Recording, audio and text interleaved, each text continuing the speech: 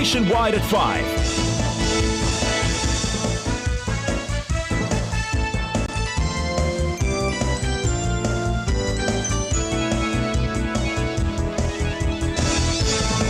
Good afternoon, I'm Robeanne Williams. In Nationwide News at this hour, the world's multilaterals have come together to offer a massive $1 trillion hurricane relief package to Jamaica.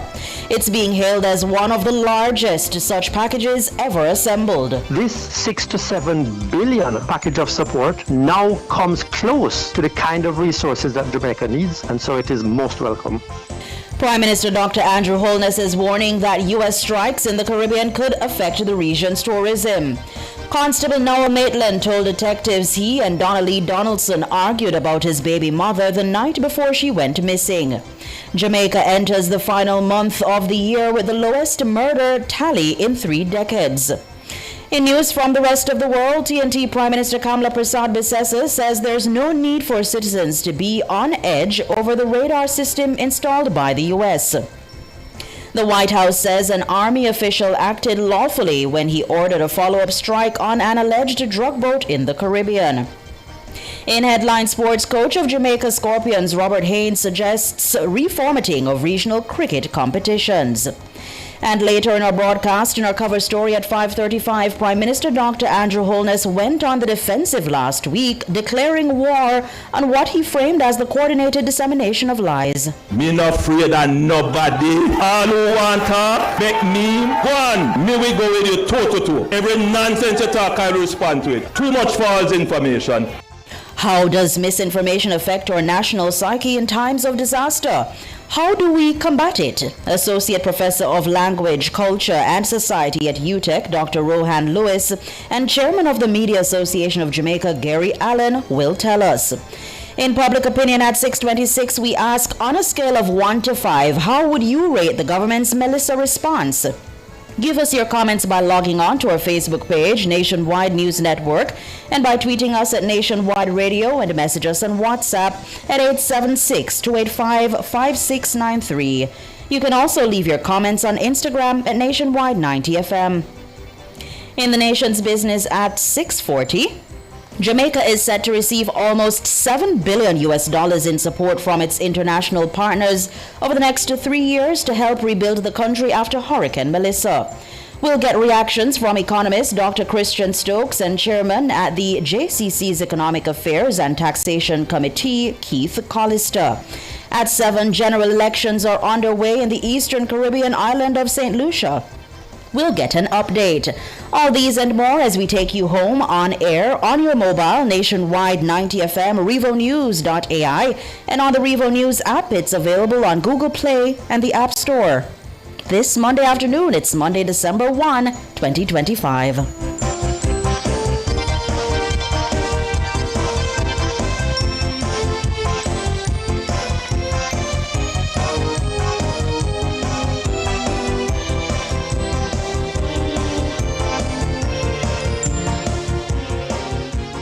If it's news, it's got to be Nationwide 90 FM.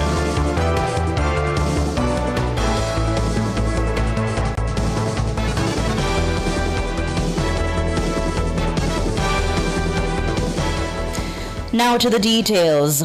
International financial institutions are moving to unlock an unprecedented $2.4 billion in investment to accelerate Jamaica's private sector recovery from the devastating impact of Hurricane Melissa. It's part of a larger package of almost $7 billion or just over 1 trillion Jamaican dollars announced by the world's leading multilaterals on Monday. That's 76% of the estimated $1.4 trillion Hurricane Melissa recovery bill put forward by the World Bank. The initiative is led jointly by the Inter-American Development Bank Group, IDB Group, the International Monetary Fund, IMF, and the World Bank Group. It's one of the largest hurricane relief packages ever assembled. Siobhan Campbell tells us more. The 3 institutions through the IDB Invest, the International Finance Corporation, IFC, and the Multilateral Investment Guarantee Agency, MIGA, are targeting private capital as a central pillar of the island's long-term rebuilding program. The groups are aiming to mobilize a total of $2.4 billion for the private sector. This forms a combined package intended to scale up resilient infrastructure, support business recovery, and catalyze climate-smart investments across key sectors. If successful, this represents an unprecedented private sector investment in a Caribbean nation. The move comes as part of a broader $6.7 billion recovery and reconstruction framework assembled at the request of Prime Minister Dr. Andrew Holness. That's just over 1 trillion Jamaican dollars. It involves the CAF, the Development Bank of Latin America and the Caribbean Development Bank, the IDB Group, the IMF, and the World Bank Group. With damage from Hurricane Melissa estimated at nearly $9 billion, development leaders say public financing alone cannot deliver the scale of reconstruction Jamaica needs. Leveraging private investment, they argue, will preserve fiscal space while accelerating the rebuilding of essential infrastructure, housing, and productive sectors. The IDB Group and World Bank have each deployed regional platforms that blend public and private tools from project design through to financing. MEGA's political risk insurance, the IFC's investment capabilities, and IDB Invest private sector pipelines are expected to play major roles in attracting global investors to Jamaica's reconstruction agenda. This push to mobilize private capital forms one of the most significant elements of the multilateral's joint package. In addition to private sector financing, up to $3.6 billion in sovereign loans and other support is being prepared for the government of Jamaica over the next 3 years. Meanwhile, the IMF praised Jamaica for its foresight through various pre-hurricane contingency plans. The institutions noted that Jamaica's pre-hurricane investment in disaster risk financing triggered more than $662 million in rapid liquidity. It says this helped stabilize the immediate response and set the stage for a resilience-focused rebuilding effort. Siobhan Campbell for Nationwide News. Meanwhile, economist Keenan Faulkner is welcoming the unprecedented package being offered through the various multilaterals. He says all eyes are now on the government to utilize the funding strategically. I think the total package is welcome. Certainly, I think it will go a long way towards minimizing the disruption in the budget, given the expected decline in tax revenues. So now the government must look to deploy those resources strategically and in a counter-cyclical manner so that it ensures that growth is kick-started as soon as possible while also maintaining fiscal responsibility.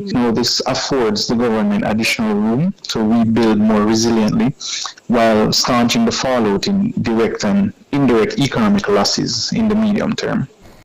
That's economist Keenan Faulkner, and economist Dr. Damian King describes the comprehensive package as significant. He argues that this provides the country with much needed fiscal space outside of what has been provided through various contingency drawdowns. If you add up all of the money that generated, and even added to that all of the bilateral financial assistance that Jamaica has gotten since Melissa from various governments who send cash, it doesn't even reach $400 million. That is less than $500 million.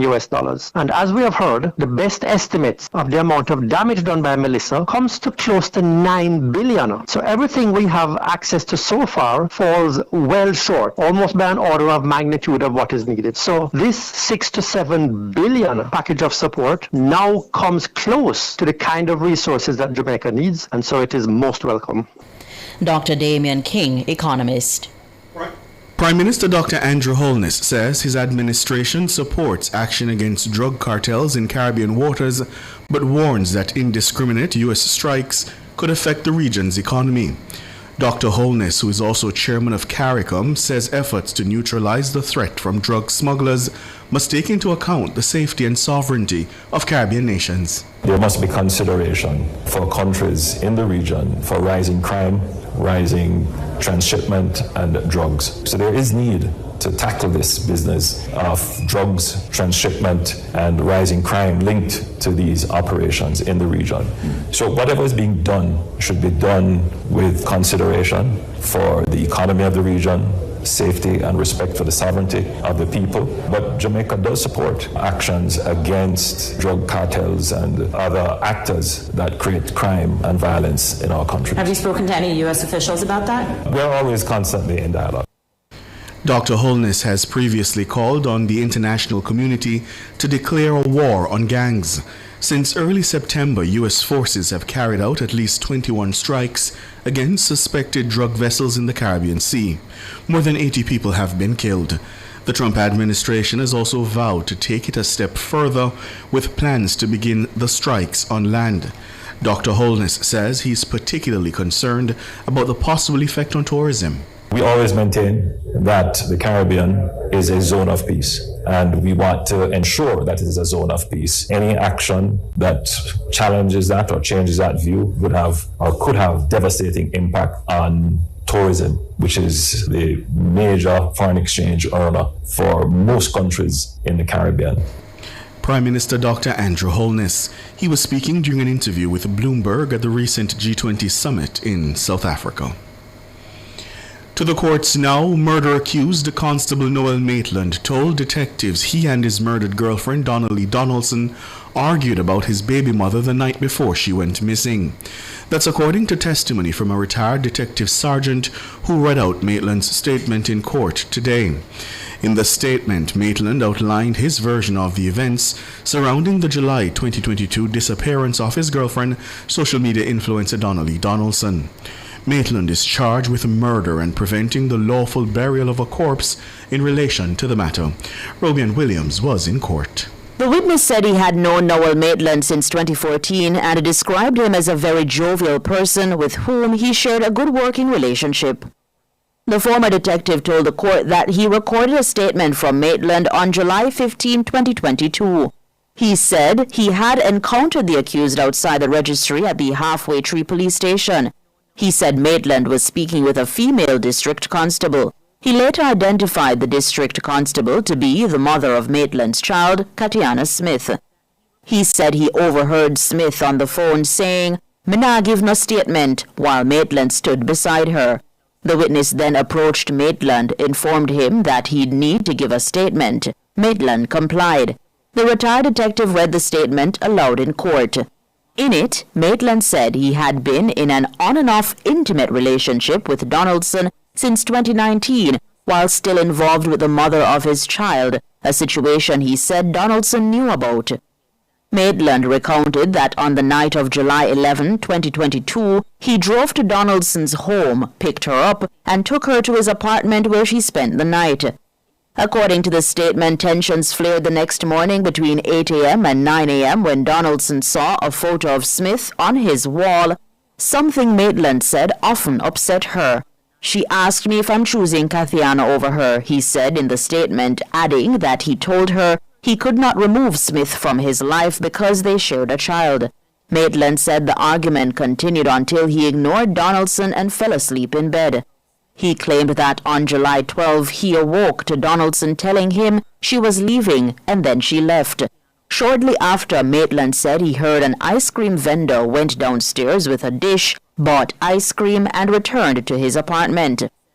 Later that evening, after 7 p.m., he said he tried calling Donaldson but her phone went to voicemail. He said he grew concerned but believed she was still upset, noting that she typically ignored him when angry. Messages sent via WhatsApp also went unanswered. On July 13, Maitland said he contacted Donaldson's mother, her brother, and a friend overseas.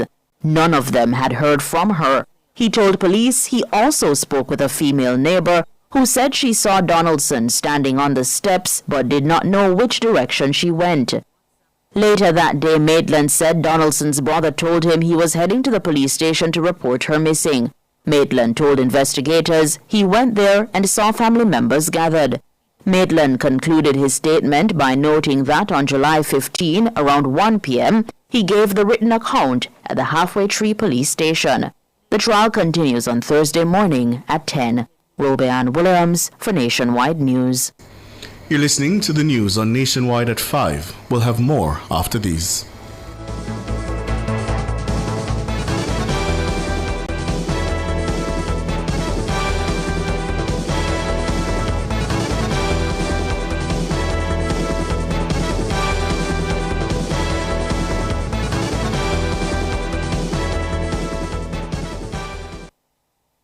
See 12 Twice the style for less at IQ Optical. Buy one pair of glasses and get your second and third pair half price. Don't miss out. Call 876-929-7732 or visit IQ Optical today, where clarity never looked sharper. The time by IQ Optical is... It's 15 minutes after 5.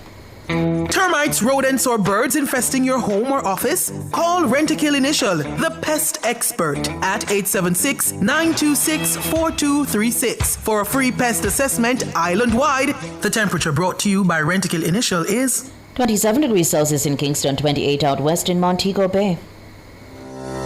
It's the Answer Select Your Discount sale. Up to 50% off when you select your discount at Answers Gifts and Home and Answers for Children. Select your discount sale at Answers now until Sunday, December 14, 2025.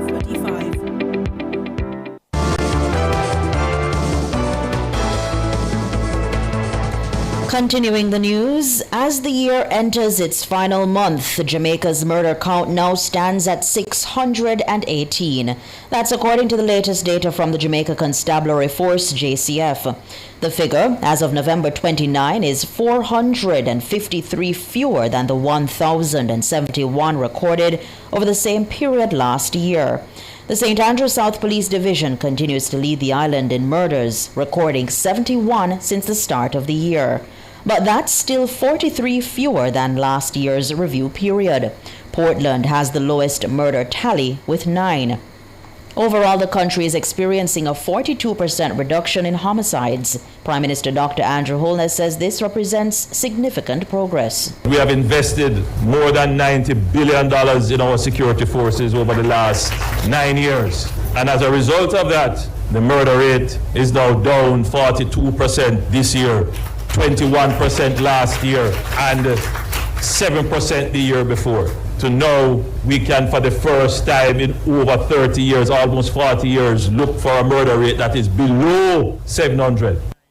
Prime Minister Dr. Andrew Holness. In other major crimes, shooting is down 32%, recording 635 incidents up to November 29. Rape is also down 26%. But incidents of robbery and break-ins have increased, recording a near 10% and 21% increase, respectively. The Jamaica Constabulary Force, JCF, is warning the public against scams targeting vehicle sellers and rideshare drivers. In a statement today, the JCF says it has received reports of criminals contacting vehicle sellers via telephone, pretending to be police officers and claiming that the vehicles they sold are stolen property. Khaleesi Wright has the details. According to the JCF, the scammers have been pretending to help vehicle sellers avoid prosecution and demanding immediate cash payments. In addition to this, the criminals are getting unsuspecting rideshare drivers to collect cash from the victims and bring it to drop-off locations. The JCF is therefore asking members of the public to follow the following safety guidelines. It says under no circumstances should anyone pay money to individuals making these demands over the phone. It's reminding the public that no legal police operation is collecting money from citizens to settle criminal matters. The JCF also added that if anyone receives a call of this nature, they should hang up immediately and report the matter to the police or Crime Stop at 311. It's also urging rideshare drivers to be cautious of requests to transport unaccompanied packages. JCF notes that transporting the proceeds of crime can implicate these drivers in criminal activities. Superintendent of Police of the Counterterrorism and Organized Crime Investigation Branch, CTOC, Victor Barrett, says fraudsters are using fear and urgency to manipulate victims into exercising improper judgment. He says the JCF is actively investigating incidents of this nature and urges citizens to report them to the police. These incidents can be reported by calling CTOC at 876-967-1389 or the Police Emergency 119 number. Members of the public can also visit the nearest police station. Khaleesi Wright for Nationwide News. The Office of Disaster Preparedness and Emergency Management, ODPEM, is seeking to assure the public that its National Emergency Operations Center remains activated in the event of an earthquake. It follows a 3.1 magnitude earthquake recorded in sections of St. Elizabeth early Monday morning. The epicenter was located near Goshen with a depth of 10 kilometers. It's reported that the quake was felt in Santa Cruz. Up to news time, there were no reports of injury or structural damage in the parish. ODPEM says its Emergency Operations Center remains active at Level 3 as it continues recovery efforts following the passage of Hurricane Melissa.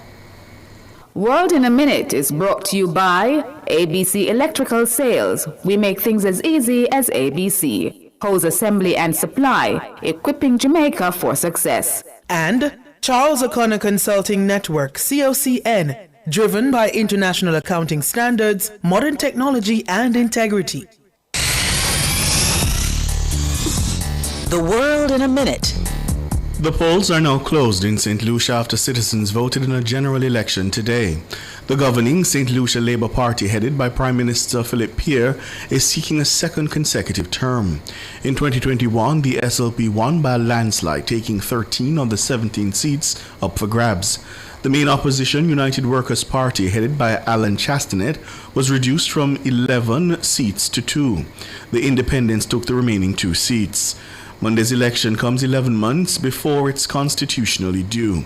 There are over 180,000 people on the voters list in St. Lucia. The White House says a Navy admiral acted within his authority and the law when he ordered a follow-up strike on an alleged drug boat in the Caribbean Sea. White House Press Secretary Caroline Leavitt offered the justification for the September strike after lawmakers on Sunday announced support for congressional reviews of the military strikes. It's reported that Defense Secretary Pete Hegseth issued a verbal order for a second strike that killed survivors on the boat in the incident. The U.S. says the attacks are aimed at drug cartels, some of which it claims are controlled by Venezuelan President Nicolas Maduro. Leavitt did not dispute a report that there were survivors after the initial strike in the incident. The September strike was one in a series carried out by the U.S. military in the Caribbean Sea. More than 80 have been killed so far. Venezuela's National Assembly has announced the launch of an investigation into the lethal strikes.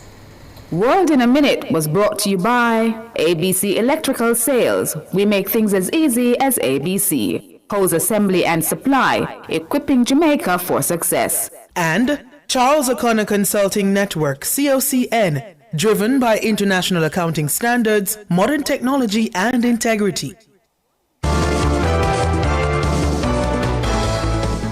Recapping the top stories making nationwide news at this hour, the world's multilaterals have come together to offer a massive $1 trillion hurricane relief package to Jamaica. It's being hailed as one of the largest such packages ever assembled. This 6 to 7 billion package of support now comes close to the kind of resources that Jamaica needs, and so it is most welcome. Prime Minister Dr. Andrew Holness is warning that U.S. strikes in the Caribbean could affect the region's tourism. Jamaica enters the final month of the year with the lowest murder tally in 3 decades. I'm Ricardo Brooks. And I'm Robeanne Williams. Listeners, you can find the news on our website at revonews.ai and on the Revo News app. It's available on the Google Play and the App Store. News next, the headlines at 6.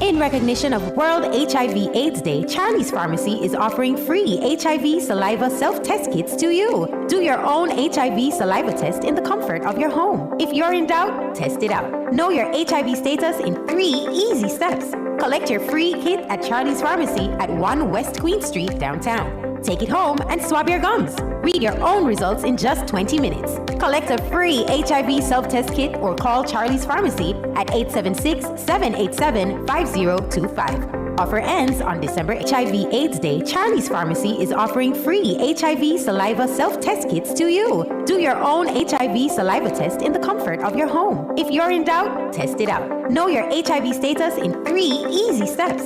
Collect your free kit at Charlie's Pharmacy at 1 West Queen Street, downtown. Take it home and swab your gums. Read your own results in just 20 minutes. Collect a free HIV self-test kit or call Charlie's Pharmacy at 876-787-5025. Offer ends on December 8th.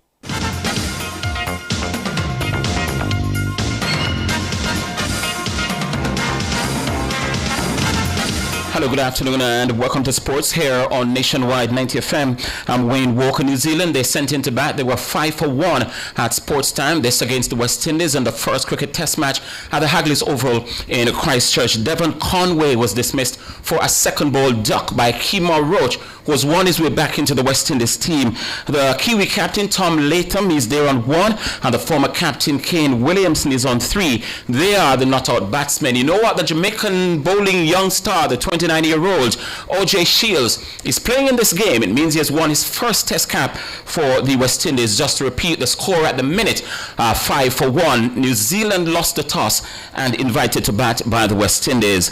Coach of the Jamaica Scorpion, Robert Haynes, is suggesting that the regional cricket authorities revert to staging both the Super 50 and the 4-day tournaments simultaneously to prevent having to play in the rainy season. A large portion of the 2025 Super hits ago that it's time for a rethink. You know, the more cricket we can get, it would be better off our players, because if you're going to play international cricket, you need to have more experience. So the more cricket we could get, and the players will have to get stronger. They are doing more work than before in terms of gym work, physical stuff. So, you know, we used to play Harrison Line 50 overs on a Wednesday, and then Friday, Saturday, Sunday, Monday, we're playing a 4-day match. So, you know, as a youngster at 17, all I wanted to do is play cricket. That's Robert Haynes, coach of the Jamaica Scorpions. The world record holder, Armando Duplantis of Sweden, is going to be back in London next year. It's going to be the first time in 8 years that he's competing in the British capital.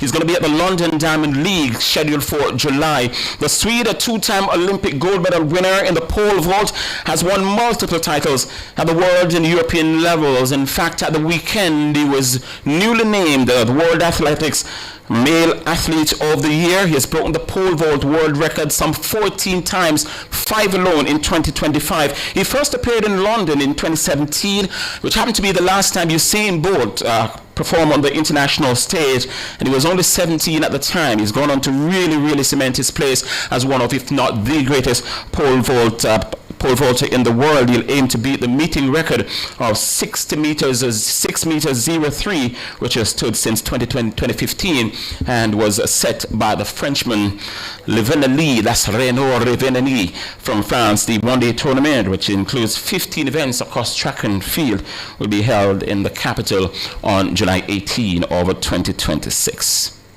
We're going to be closing out with some netball news for you. Netball Jamaica has announced that it will be hosting a special exhibition game on December 5, that's Friday coming, to support the relief efforts for communities badly affected by the passage of Hurricane Melissa on October 28th. The highly anticipated matchup will see the Sunshine Girls face off against the specially selected All-Star mixed team, and it will be at the National Indoor Sports Center. The event is set to it's aiming to raise funds and to collect supplies for residents who continue to struggle in the aftermath of the hurricane. The first center pass will be set to go off at 7 o'clock in the afternoon. Just to repeat, the Kiwis have lost the toss in the opening test against the West Indies, and they've been sent into bat. The last score we got out of the Hagley Oval in Christchurch was New Zealand 5-1. Devon Conway dismissed for a second ball duck by the Bayesian Kemar Roach. O.J. Shields, a Jamaican former Homo technical star, he's won his first test cap for the West Indies. We're going to go now, but we're going to be back at 6:05 with loads more.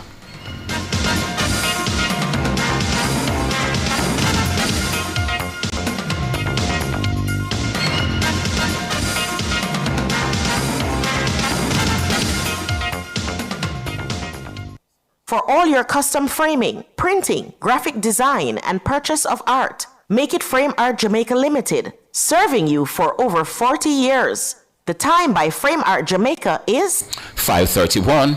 From Kingston to the world, from Montego Bay to new adventures, and from Ocherias to endless possibilities. Wherever you're headed, we will proudly take you there. Jamaica's airport, your global gateway. The temperature brought to you by the Airports Authority of Jamaica is 27 degrees Celsius here in the nation's capital, Kingston. It's 28 in the western city, Montego Bay. For all your electrical needs, visit ABC Electrical Sales. They stock a wide variety of electrical supplies, including plugs, switches, panel boards, and conduits, plus energy-saving fixtures. ABC Electrical Sales stocks brands like GE, Siemens, Philips, Cutler Hammer, and Allen Bradley. They also offer free island-wide delivery just to suit your needs. Visit them at Shop 8, Hagley Park Plaza, Kingston 10, or call 876-754-3714-5 or 876-754-3825-8. ABC Electrical Sales, for a better choice in the electrical business. This season is the time. Digicel is gifting smiles. Gift a smile, gift a smile, gift a smile. 64 people to win a grand prize. 250K to help you to gift a smile. Plus groceries and farming supplies. Keep your loved ones in mind. Gift a smile. Sharing the love from me to you. Samsung tablet video and your crew.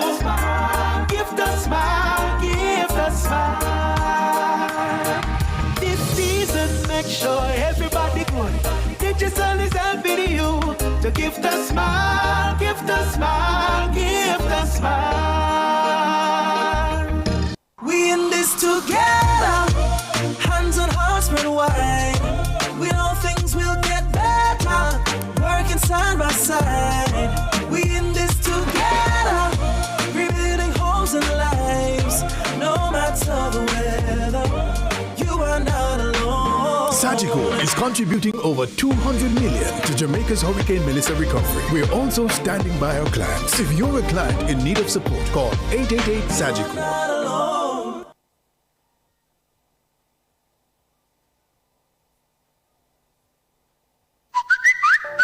News on the go. The latest stories from Jamaica and around the world are literally a finger tap away. Keep up to date with Team Revolution 24 hours a day online via nationwideradiojm.com. Listen live, read the latest stories, hear every soundbite. Be a part of the vibrant online debate via Facebook and Twitter. Now you can get all your favorite premium nationwide content at your convenience. Visit the Android Play Store and download it for free today. NationwideRadioJM.com. All day, every day. Team Revolution. Are you ready to turn your sales and marketing skills into high earnings? Nationwide 90 FM is searching for business development executives to help us grow our business and build lasting client relationships. If you have experience across all stages of the sales cycle and possess strong communication, negotiation, and time management skills with a proven sales track record, this opportunity is perfect for you. Join our team and work with the top corporate brands, media agencies, and of course, our on-air personalities. Enjoy networking opportunities, professional growth, and competitive commissions. Ready to take the next step? Send your resume to hr@nationwidenewsnetwork.com today. They've lost homes. Everything is gone. Have no house, have nothing. They've lost power. No water, no food, no light, no bed. Jamaican people need this for help. Some haven't heard a familiar voice in days. The last thing I said to my sister, please be safe. And that was the last time. For others, hope is starting to ebb. But together, we are rebuilding Jamaica, one parish at a time. Well, we have to try. We have to try. Can't give up. Join Nationwide 90 FM from November 21 to December 19, every Friday from 9 a.m. to 3 p.m. as we broadcast live from Westmoreland, St. James, Trelawney, Hanover, and St. Elizabeth, helping families and communities rebuild after Hurricane Melissa. And you can help too. Bring your donations, non-perishable food, water, hygiene products, lighting, or recovery supplies to our office at 14 Ocean Boulevard, the Digital Building, downtown Kingston. Let's show the true strength of our nation: unity, compassion, and care. Together, we can rebuild lives and restore hope. Nationwide 90 FM, the revolution in media. Give us strength. Never let I fail. Cover Story is brought to you by Multilink. Roll with control. Use Multilink. Safe, fast, and accepted in more locations. Multilink. Access every time, everywhere I go. Multilink. 24/7 access for me. It's just a win-win when we use Multilink. This card is Jamaican built, yeah. Fast and secure, you can use anywhere. Spend while supporting the economy. Look for the Multilink logo on your card and benefit from Jamaica's largest debit payment network. Multilink. 24/7 access for me. What would I do without my Multilink?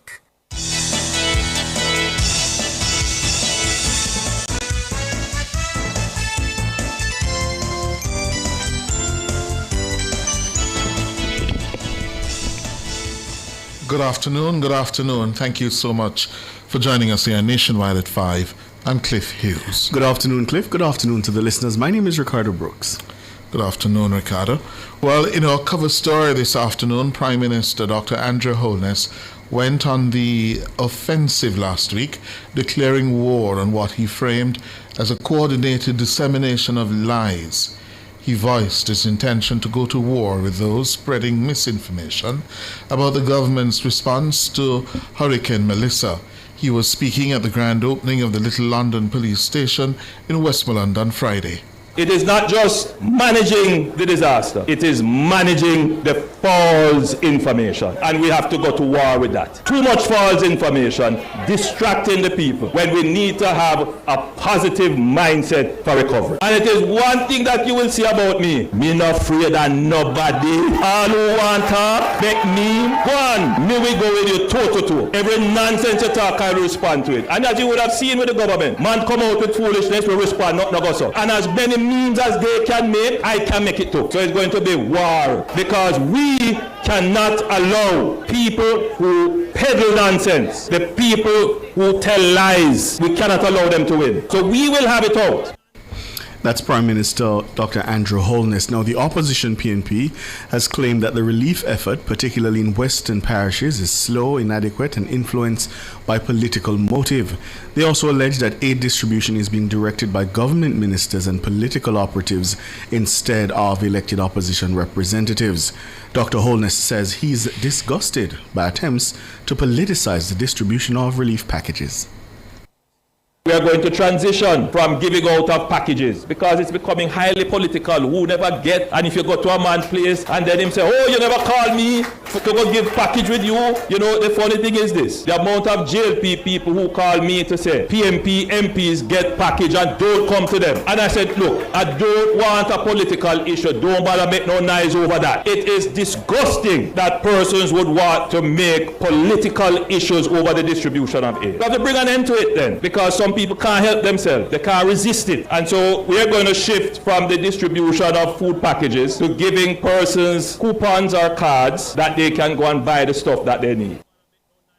Prime Minister Andrew Holness. Well, inside the cover story this afternoon, we're looking at the issue of misinformation, disinformation, lies, half-truths, how they're affecting public policy discourses, and ultimately the politics of the country. For that, we are turning to Associate Professor of Language, Culture and Society at the University of Technology, UTech, Dr. Rohan Lewis. Good afternoon, Dr. Lewis. Good afternoon, Mr. Hughes. How are you? I'm fine, and you? I'm not too bad, thank you. Good. First of all, do we really have a problem here, or are we making much ado about nothing?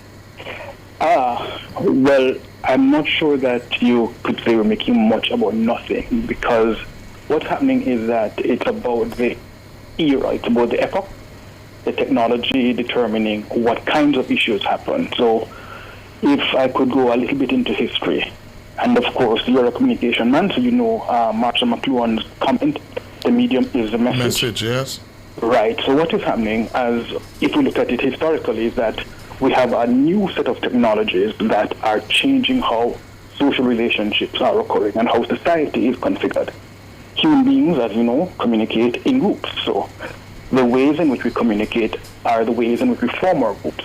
So we would have known about, for instance, the printing press and how that changed how society functioned. We became nation states and so on and so forth.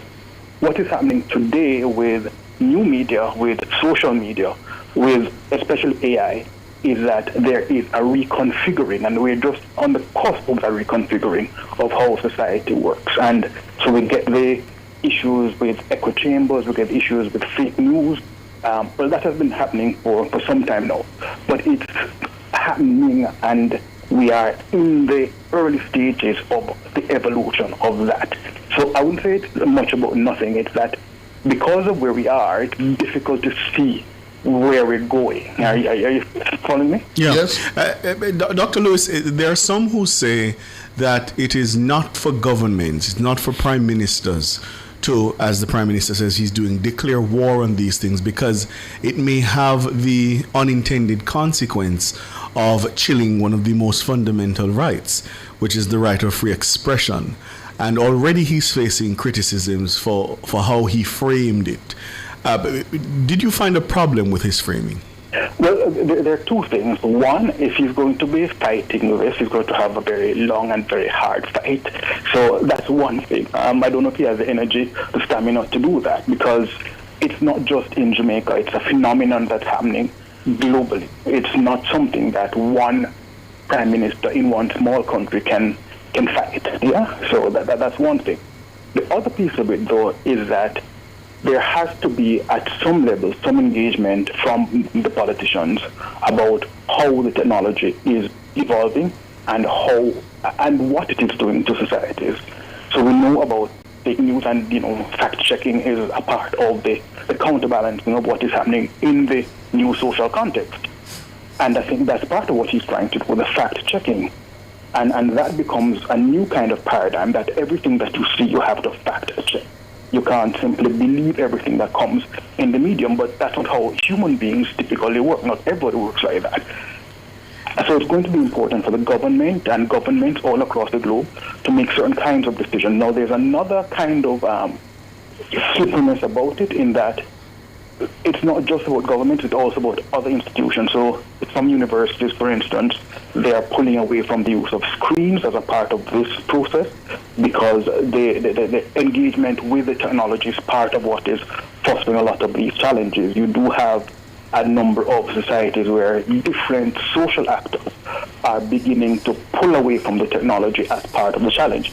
But how policy evolves, or whether we determine how to create policies to prevent people from using, all of that is up in the air at the moment. Yeah. Now, the question, the other part of your question, Ricardo, about whether or not we have some kind of intervention, I think that is going to be dependent on how this society figures out what is happening because of the nature of this society. There are a number of concerns about how we think about, things like conspiracies, the kind of superstitious nature of our society, the magical religious ways in which our people are prone to thinking. Those kinds of issues are very much at play here. And if I could go a little further, in a society like ours with such historical low levels of trust in government and official institutions, how does a government, the official institutions of the state, combat misinformation if they're already not trusted? Take that after the break. Let's take that after the break, Professor Lewis.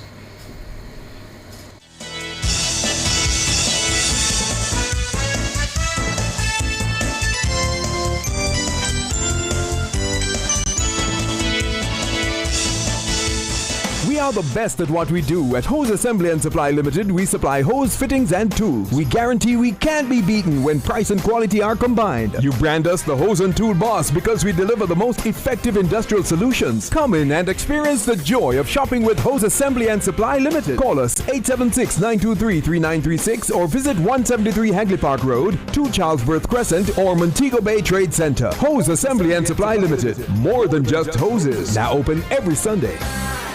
Multi-link, access every time, everywhere I go. Multi-link, 24/7 access for me.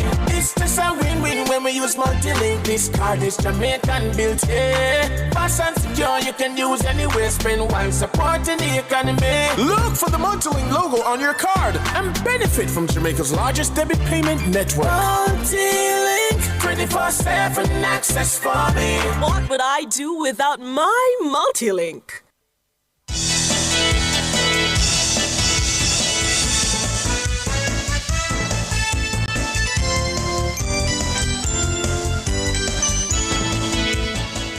Thank you so much for staying with us here on Nationwide at 5. You're inside the cover story. I'm Ricardo Brooks. And I'm Cliff Hughes. And we're looking at this now pervasive issue of misinformation, disinformation, lies, half-truths. The Prime Minister has declared war. He says he's prepared to go toe-to-toe with those who spread misinformation and disinformation. We have with us, sharing perspectives, Associate Professor of Language, Culture and Society at UTEC, Dr. Rohan Lewis, and will shortly be joined by the Chairman of the Media Association of Jamaica, MAJ, Gary Allen. Before the break, Dr. Lewis, the question of trust in government, in official institutions, you talked about how superstitious we are as a people. How does that affect a government-led effort to combat misinformation? A very good question, as I indicated. The challenge is that what this society has known for a very long time is that kind of lack of trust in government, in official institutions. So it's not something that is new. It's that we now have the technologies that can put the mistrust up front and very quickly. So we're seeing where the society, which has low levels of trust in official organs, official institutions, is now indicating that trust frontally for all to see. Now, how to deal with that is going to be, a massive kind of effort, and especially given the kind of technology that we have, as I was saying earlier, it is not something that's going to be easy because we don't know where a lot of this is leading. We can hazard guesses about what may happen given what had happened in previous instances where we had situations like these, like the printing press, how that came about and the kinds of changes that took place in society, and then when we had computers and so on and so forth. But it's going to be very difficult for us to kind of determine or put on the table some ideas as to what might happen in terms of dealing with this issue of trust now that we are here with this kind of technology. The more cynical among us might say the only way to deal with it is to, frankly, curtail free expression. I've already seen and heard comments that perhaps it's time to reintroduce criminal libel, that you need to criminalize lies, or, well, right. Some will say you're criminalizing speech, but others will say you're criminalizing lies. Would that be a backward step? I wouldn't even frame it that way. How I would frame that is that the technology again determines the context in which we're operating. So let me go back to, and something that I talk about all the time, and the printing press. The printing press established the importance of the author, right? And most of us, of a certain generation, we understand the concept of the book and the importance of the author of the book and so on. Mm-hmm. Now, with the technologies that we have today, a lot of those concepts that we took for granted, they make no sense anymore. So the concept of the author, AI and the ability to generate text and generate content, all kinds of content. Anonymous content at that. Precisely, the content. Dr. Lewis? It seems like we've lost him. Yeah, we're having a discussion with Associate Professor of Language, Culture and Society at the University of Technology, Dr. Rowan Lewis. This issue of misinformation, disinformation. I heard you dismiss out of hand this morning the call for consideration of criminal libel. I'm not sure I agree with you, and I'll tell you why. A lot of the people who are spreading these falsehoods, there's a profit motive, Yes. And so, unless you can hit them where it hurts, it's not going to make a difference, because you say, okay, you can sue for defamation. What are you standing to gain from that? Nothing. In addition to that, the court system works so slowly, the injury done to your reputation stands while you wait 3 years, 2 years, 5 years for some kind of repair. And then when an order is handed down, you find they have nothing. So unless there is a big stick, if you will, hanging over them that prevents them from doing it in the first instance, I don't know that we'll be able to combat it. Well, Dr. Lewis is back, but the point I was trying to make this morning is that we should not return to a place where we were when media, and I say now, I will now have to say traditional media, what's left of it, are criminalized in trying to get the story done and to do the commentary out of falling into error, yes, and genuinely making mistakes, and not following the principles of fair and responsible journalism when you were punished, in a way that threatened your very existence as an institution, as an organization, as a business. We don't want to go back there. Yes, and I think one of the things we'll have to learn now with the advent of this all-pervasive social media reality and noise and space, that we will have to sit down and draft legislation that takes into reality that fast-moving technology. And I don't know the history of technology and society is replete with policy and lawmaking always losing, because the technology is always running ahead. Dr. Lewis, you took issue with my framing about criminalizing speech or criminalizing lies. You're going to explain why. I think Mr. Hughes was going down the direction that I was going. The fact is that because the context has changed, the kinds of tools that you are going to be using have to be different, because you can be running after people. I mean, there are multiple elements to this. You can be attempting to run after people in this context, but you can't control the internet. You can't control the fact that people are all over the place engaging in this information gathering, in this information getting. You're only going to be, punishing potentially a very small number of people within a particular space. Whereas what you want to do is to influence the discourse, and you can't do that at this point anymore. It is just out of your control because of the nature of the technology. And the other thing I want to introduce into the discussion, Professor Lewis, the role of political parties and their surrogates in the dissemination of the falsehoods. Yes, we have now seen it established in the Jamaican political space, where the political parties engage in an organized way the vloggers, the bloggers, these influencers, and they sit down and organize who they're going to tell a lie on tomorrow, what half-truth they're going to say tomorrow and how they're going to say it, and the Prime Minister in declaring war will have to confront that reality. And it's not only for the Prime Minister, but for the two major political parties. They have contributed to it. And for everyone who has a public profile. But this is not new, though, Mr. Hughes. This is something that has always existed. You know that the parties line up their people to make calls to be able to read the programs, to be able to push an agenda, a certain kind of narrative. No, I disagree, and I'll tell you why I disagree with you. Tell me why. Let me tell you why. Yes.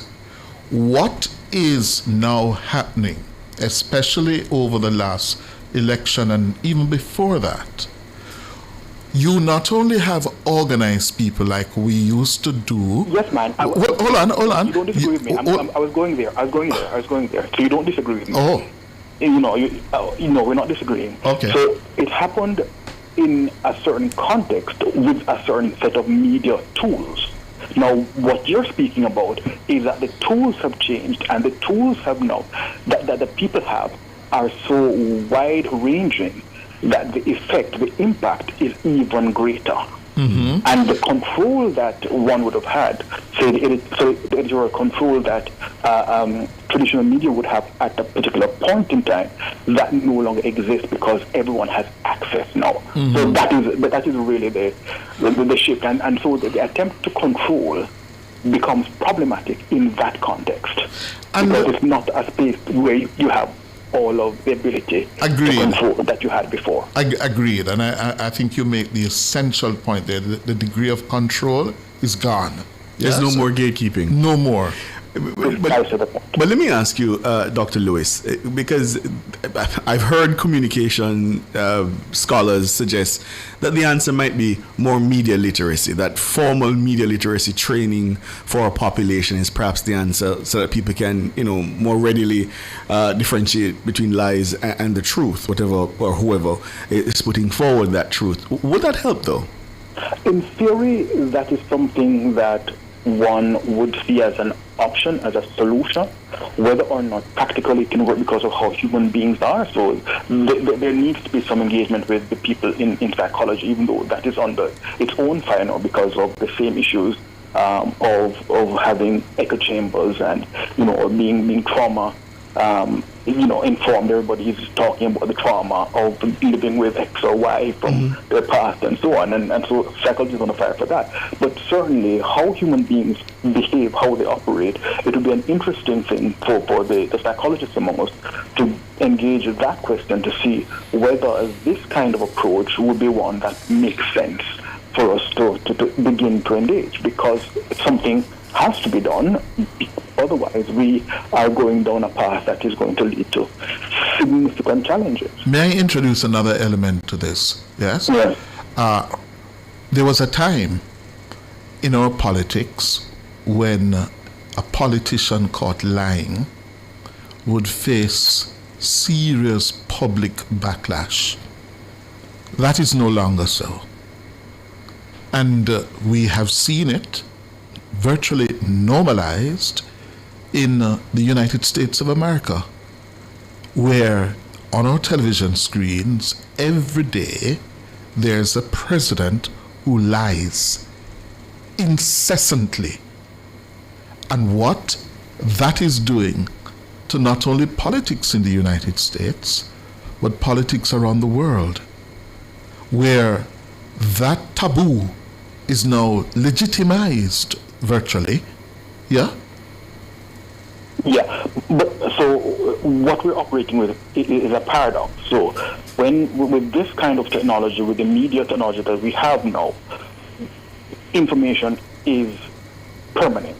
You do a recording, it is immortalized. You write something, it is there on the internet always, forever. The flip side of that is that attention spans are short. So the news cycle, if you can call it that, because of the convergence of all the media, platforms and sources that we have, the attention span is short. So I say X today, and by tomorrow I change the news cycle, and again I can change the news cycle to a large extent if I have a certain and if I could ask, Doctor, isn't that the point? Because it changes so rapidly, it almost forces people to come up with more and more outrageous things to hold an audience. Right, so the psychological component of it, because a lot of people are doing these things for likes, or the equivalent of likes. So it's not just the people who want the likes on Facebook or Instagram or whatever platform that they have online. It's the people who are doing this to see where the audience is going, where they can take the audience. Yes.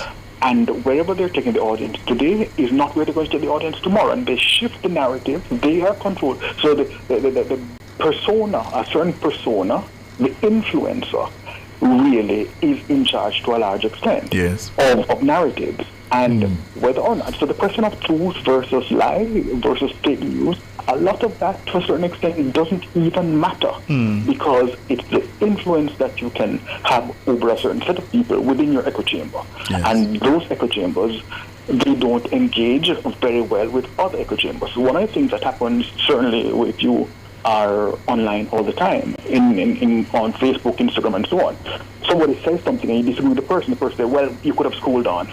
Yes. Yes, you didn't have to comment. Yes, it's true. It's absolutely true. Yes, I've seen it.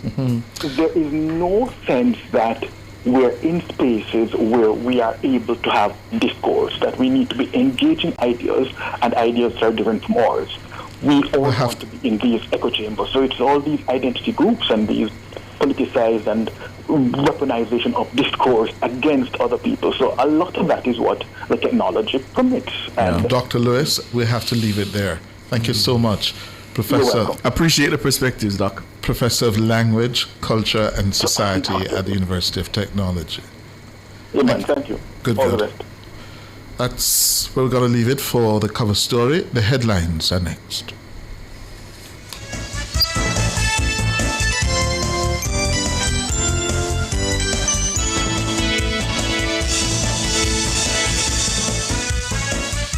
Cover story was brought to you by Multilink. Roll with control. Use Multilink. Safe, fast, and accepted in more locations.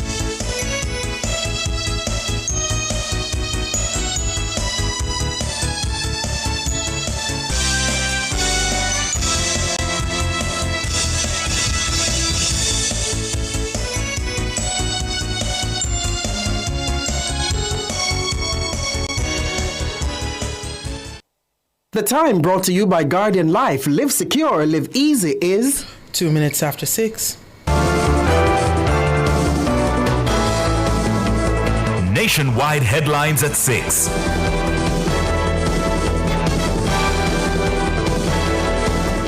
Good evening with the headlines at 6. I'm Nora Gay Banton. International financial institutions are moving to unlock an unprecedented $2.4 billion in investment to accelerate Jamaica's private sector recovery from the devastating impact of Hurricane Melissa. It's part of a larger package of almost $7 billion or just over 1 trillion Jamaican dollars announced by the world's leading multilaterals on Monday. That's 76% of the estimated $1.4 trillion Hurricane Melissa recovery bill put forward by the World Bank. The initiative is led jointly by the Inter-American Development Bank, IDB, the International Monetary Fund, IMF, and the World Bank Group. It's one of the largest hurricane relief packages ever assembled. The three institutions through IDB Invest, the International Finance Corporation, and the Multilateral Investment Guarantee Agency are targeting private capital as a central pillar of the island's long-term rebuilding program. The groups are aiming to mobilize a total of $2.4 billion for the private sector. This forms a combined package intended to scale up resilient infrastructure, support business recovery, and catalyze climate-smart investments across key sectors. Meanwhile, economist Keenan Faulkner is welcoming the unprecedented package being offered through the various multilaterals. He says all eyes are now on the government to utilize the funding strategically. I think the total package is welcome. Certainly, I think it will go a long way towards minimizing the disruption in the budget, given the expected decline in tax revenues. So now the government must look to deploy those resources strategically and in a counter-cyclical manner so that it ensures that growth is kick-started as soon as possible while also maintaining fiscal responsibility. This affords the government additional room to rebuild more resiliently while staunching the fallout in direct and indirect economic losses in the medium term. And economist Dr. Damian King describes the comprehensive package as significant. He argues that this provides the country with much-needed fiscal space outside of what has been provided through various contingency drawdowns. if you add up all of the money that generated, and even added to that all of the bilateral financial assistance that Jamaica has gotten since Melissa from various governments who send cash, it doesn't even reach $400 million US. That is less than $500 million US. And as we have heard, the best estimates of the amount of damage done by Melissa comes to close to $9 billion. So everything we have access to so far falls well short, almost by an order of magnitude of what is needed. So this $6 to $7 billion package of support now comes close to the kind of resources that Jamaica needs, and so it is most welcome. Dr. Damian King, economist. Prime Minister Dr. Andrew Holness says his administration supports action against drug cartels in Caribbean waters, but warns that indiscriminate U.S. strikes could affect the region's economy.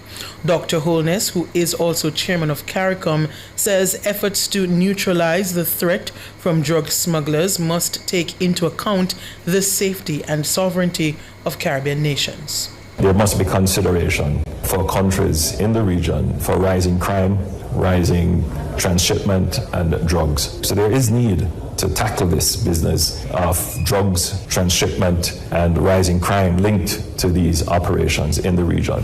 So whatever is being done should be done with consideration for the economy of the region, safety and respect for the sovereignty of the people. But Jamaica does support actions against drug cartels and other actors that create crime and violence in our country. Have you spoken to any U.S. officials about that? We're always constantly in dialogue. Dr. Holness has previously called on the international community to declare a war on gangs. Since early September, U.S. forces have carried out at least 21 strikes against suspected drug vessels in the Caribbean Sea. More than 80 people have been killed. The Trump administration has also vowed to take it a step further with plans to begin the strikes on land. Dr. Holness says he's particularly concerned about the possible effect on tourism. Those were the headlines at 6. I'm Nora Gay Banton. Sports is next.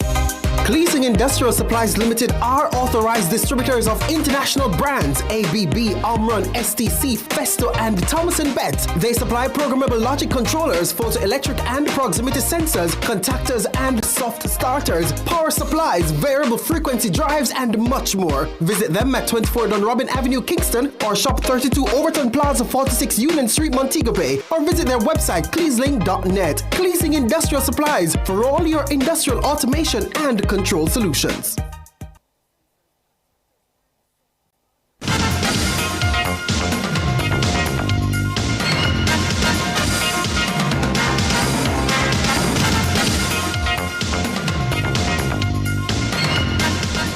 Good evening with your sports report. I'm Alrix Webby. We bowl things off with some cricket as New Zealand centre bat reached 5 for 1 against the West Indies when rain stopped play on the opening day of their first test at Hagley Oval, Christchurch. Devon Conway dismissed by Kemar Roach for a second ball duck. Captain Tom Latham 1 and former skipper Kane Williamson 3 are the not-out batsmen. Jamaican pacer O.J. Seals has won his maiden test cap for the West Indies. Coach of Jamaica's Scorpion, Robert Haynes, is suggesting the regional cricket authorities revert to staging both the Super 50 and 4-day tournaments simultaneously to prevent having to play in the rainy season. It would be better off our players, because if you're going to play international cricket, you need to have more experience. So the more cricket we could get, and the players will have to get stronger. They're doing more work than before in terms of gym work, physical stuff. So, We used to play Harrison Line 50 overs on a Wednesday, and then Friday, Saturday, Sunday, Monday, we're playing a 4-day match. So, as a youngster at 17, all I wanted to do is play cricket. Robert Ains. Well, the West Indies under-19s ended their 7-match one-day international series on a high, defeating England under-19s by 59 runs in the final encounter at the National Cricket Stadium on Monday. Batting first, the hosts posted 213 before being bowled out in 49.2 overs.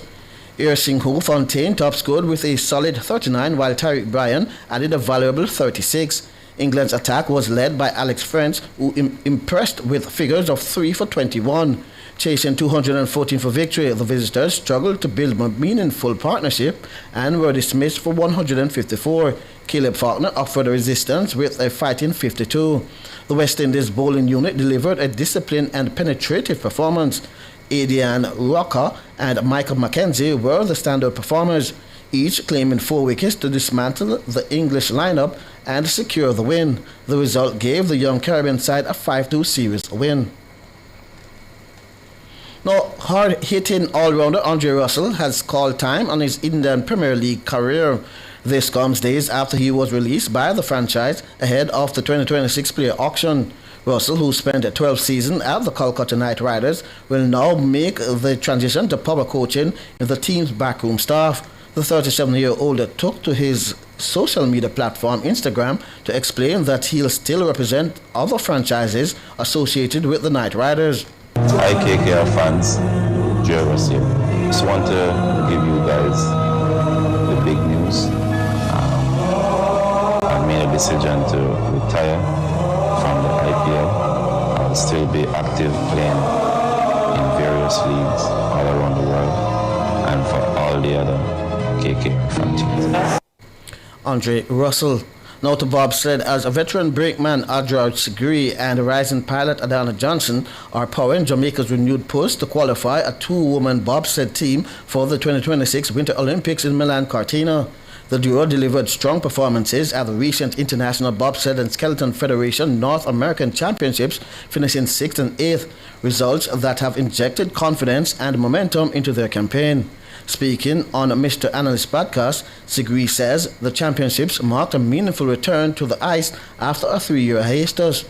An Olympian and long-time national standout, Sigri says she felt compelled to come back, not for medals alone, but to help guide the next generation. I was going back and forth if I should join the program and aim for a try at the 3rd Olympics for me.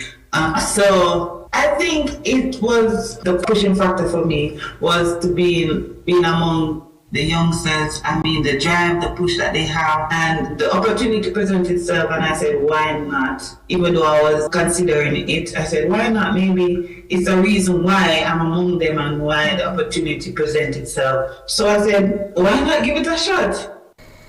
I'll just agree. Now Johnson, regarded as one of Jamaica's most promising young bobsled athlete, says the team's finishes were a major motivator. Even though I wasn't able to pull on the second day, the race on the first day really showed me like I have what it takes. It's just that there's certain areas where I need to work on, consistency being one of them. Because in bobsled it's 2 runs that count. It's not just one, so that's one thing I know that I need to work on. Adana Johnson. To horse racing, as chairman of Supreme Ventures Racing and Entertainment Limited, Solomon Sharp, while speaking with Nationwide Sports, explained that top Venezuelan jockey Javier Castellano is brimming with joy and on riding in Jamaica for the first time. Castellano will assume riding duties aboard Ride Day All in Saturday's Mute Mile.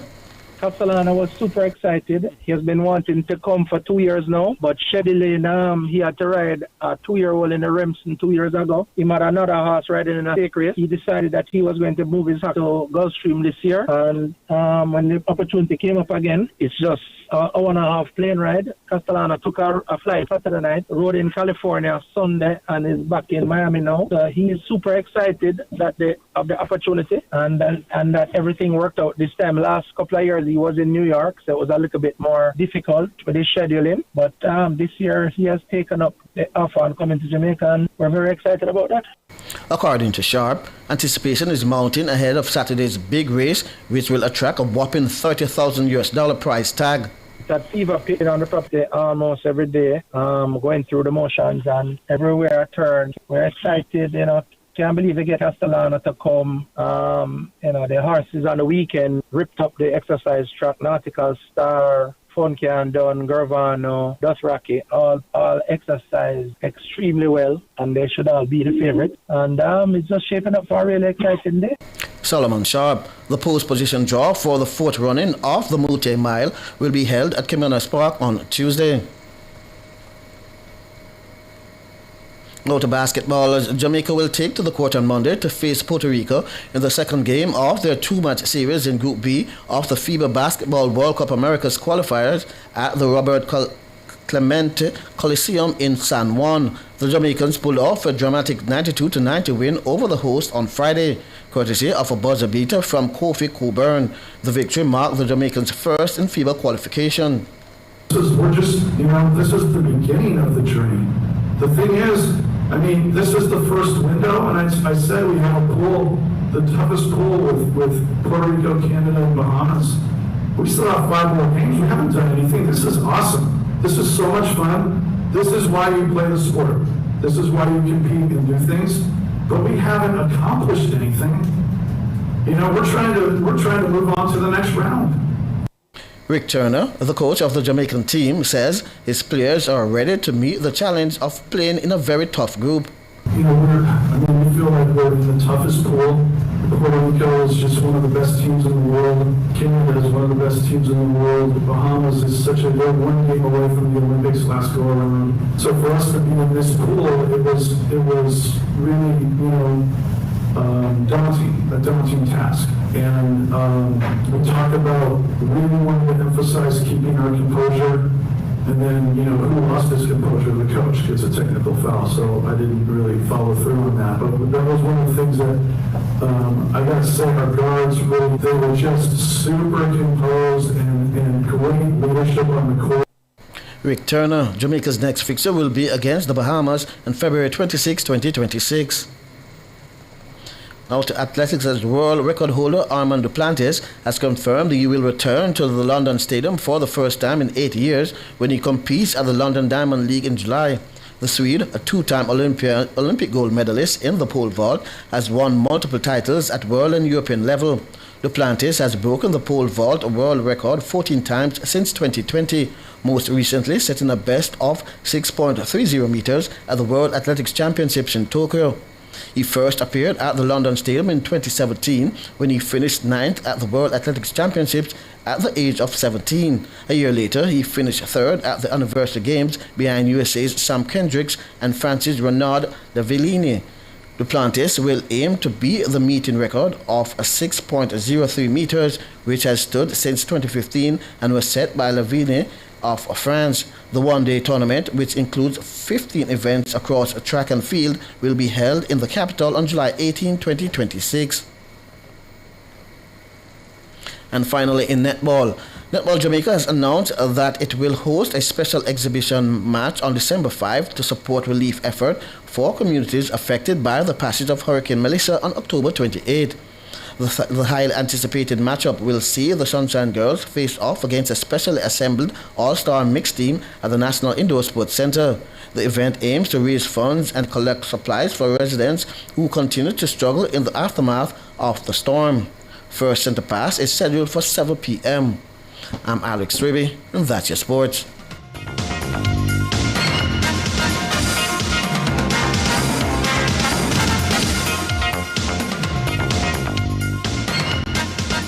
For all your scales and food processing equipment, call Advanced Scales and Equipment Limited at 876-968-9612-5. The time by Advanced Scales and Equipment Limited is 6:20.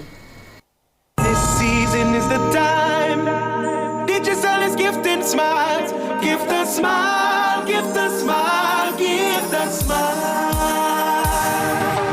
64 people to win a grand prize. 250K to help you to gift a smile. Plus groceries and farming supplies.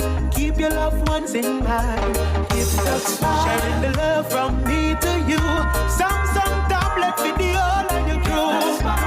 Gift a smile, gift a smile. This season, make sure everybody good. Digital is helping you to gift a smile, gift a smile, gift a smile. We in this together, hands on hearts spread wide. We know things will get better, working side by side. We in this together, rebuilding homes and lives, no matter the weather. You are not alone. Sagicor is contributing over $200 million to Jamaica's Hurricane Melissa recovery. We're also standing by our clients. If you're a client in need of support, call 888-SAGICOR. Public Opinion is brought to you by Cleasing Industrial Supplies Limited, Industrial Automation and Control Solutions.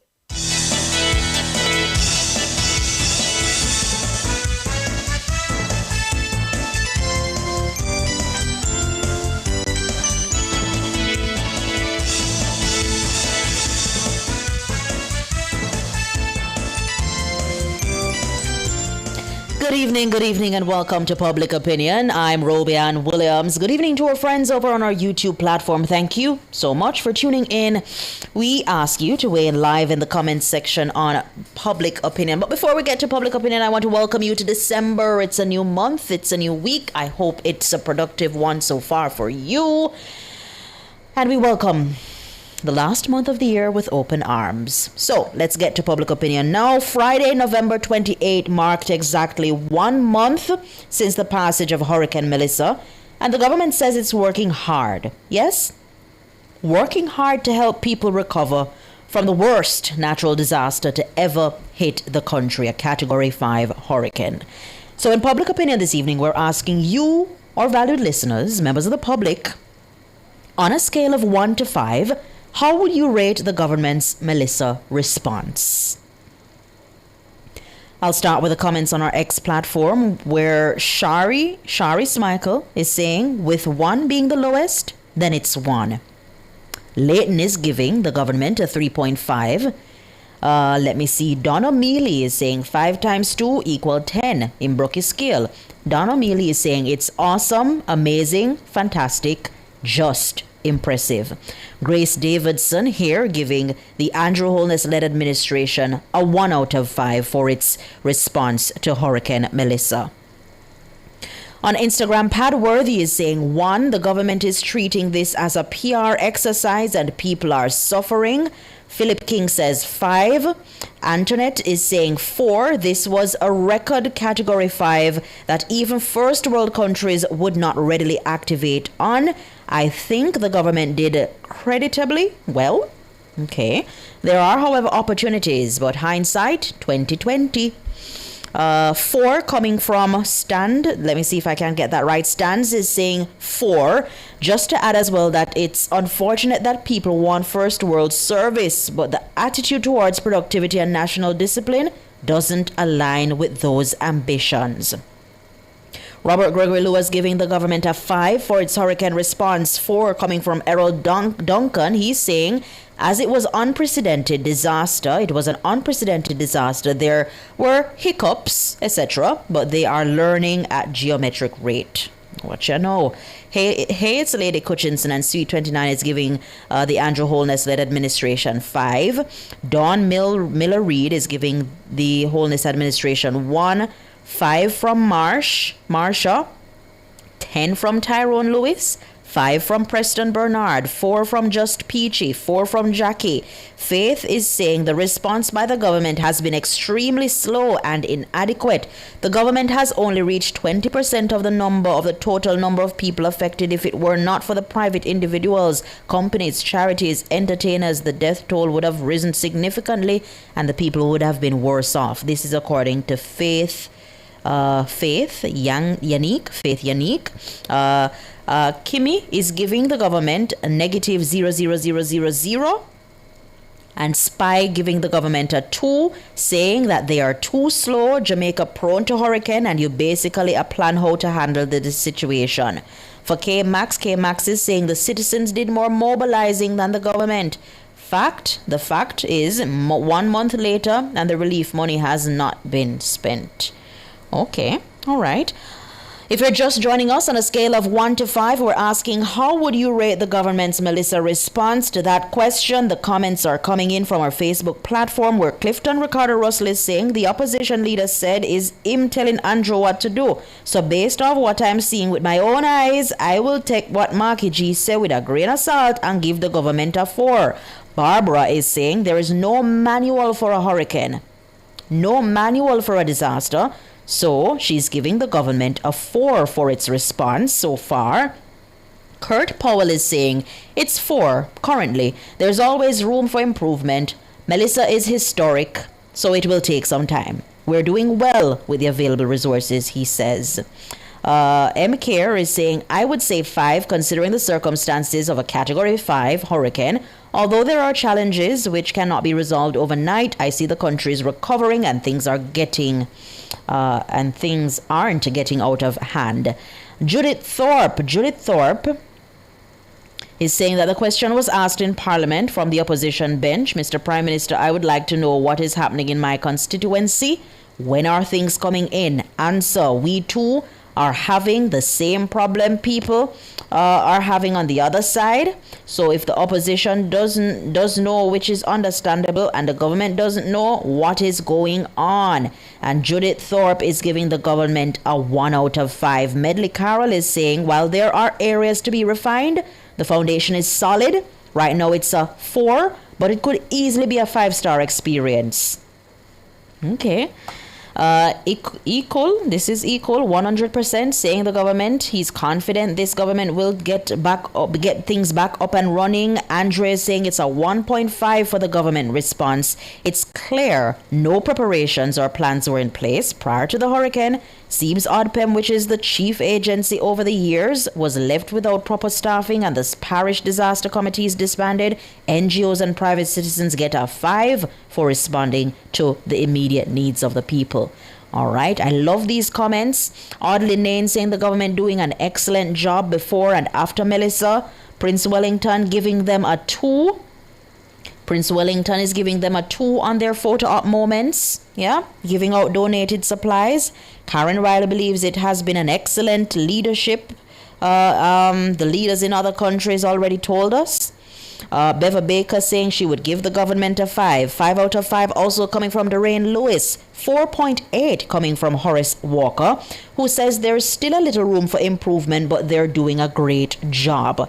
Smiley is giving the government a 5 out of 5. He says they're doing an excellent job. A lot of comments coming in. I'm going to turn my attention now to our YouTubers. Haven't forgotten you all. Let's see if I can get some of the comments. And don't come at me. Don't come at me, rather. If it is that I do not get your comments in, I'm seeing 4.75 conservatively coming from Ricardo. Arlene is giving the government 2, she says. Too slow. Yeah. Mark Peart, this government make Jamaica hate all politician. Andrew was out looking vote 2 p.m. in the morning. What can go so? All right, 5 plus coming from J.A. Queen, 5 coming from Dr. Brock. I bet if we do anything appraisal of those naysayers as it relates to their data job, they would be terminated. Okay, all right. Score 4.5 says Bev Thompson. The government gets a 5, but the propagandists need to get another category 5. No humility, he says. Let me see if I can get in some more. Sharon said, I better back up and read fair one. Look at that. Ronald saying 5 times 5, 5, 5, 5. Okay, a lot of 5s there. Nadine Dockery says full 5. DJ Fresh Mint saying 0 out of 5. Let me see if I can get in a few more.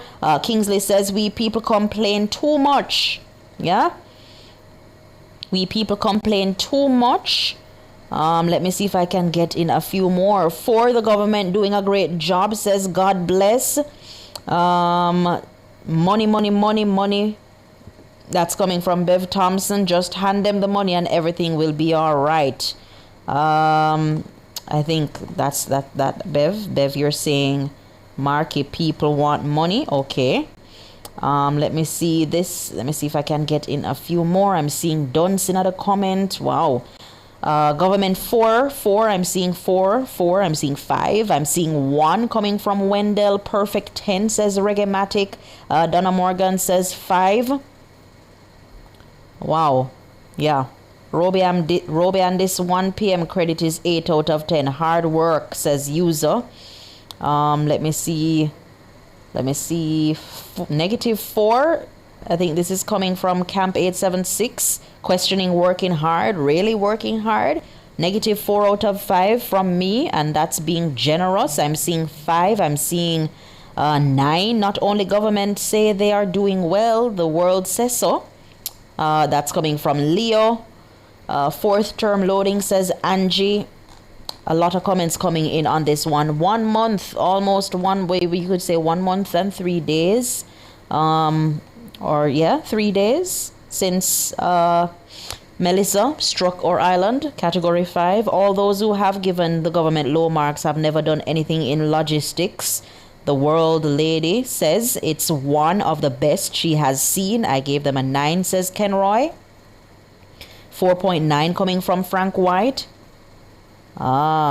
Sharon Bless said the scale broke. The scale broke up. All right, okay. All right, guys.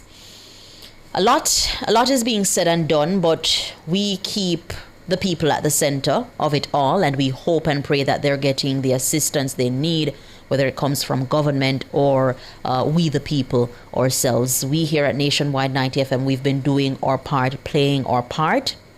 We've already been to Montego Bay, St. James, and we went to Westmoreland as well, and we have Trelawney, Hanover, and St. Elizabeth on our agenda to go to. Thank you guys so much for participating in Public Opinion. Do have a wonderful evening, but do remember the business report is up next. Public Opinion was brought to you by Cleasing Industrial Supplies Limited, industrial automation and control solutions. Drive the most exciting new vehicles in Jamaica. Schedule your 2024 Ford Ranger pickup or Ford Everest 7-seater SUV test drive now. Call or visit KIG today. The time by KIG is 6:33.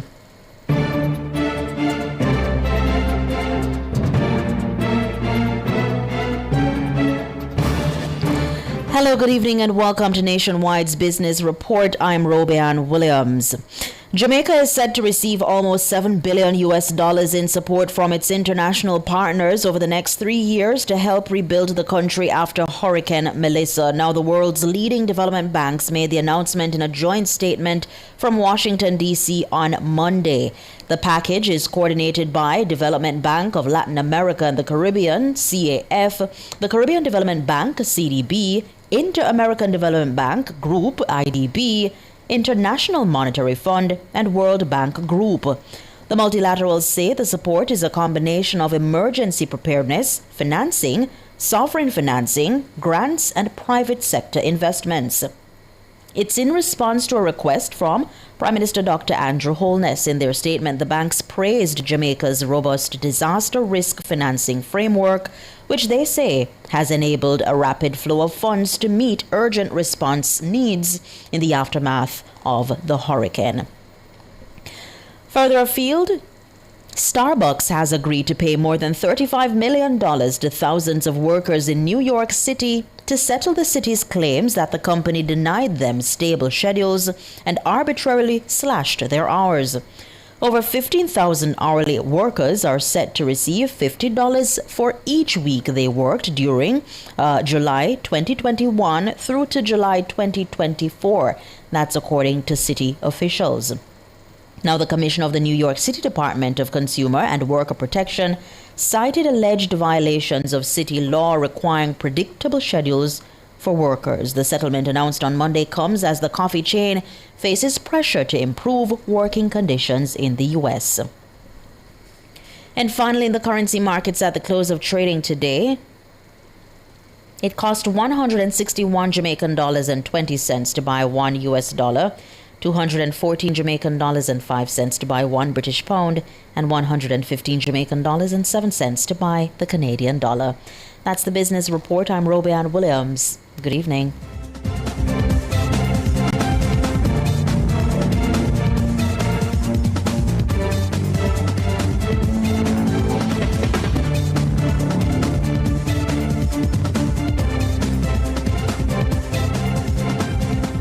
In recognition of World HIV/AIDS Day, Charlie's Pharmacy is offering free HIV saliva self-test kits to you. Do your own HIV saliva test in the comfort of your home. If you're in doubt, test it out. Know your HIV status in 3 easy steps. Collect your free kit at Charlie's Pharmacy at 1 West Queen Street, downtown.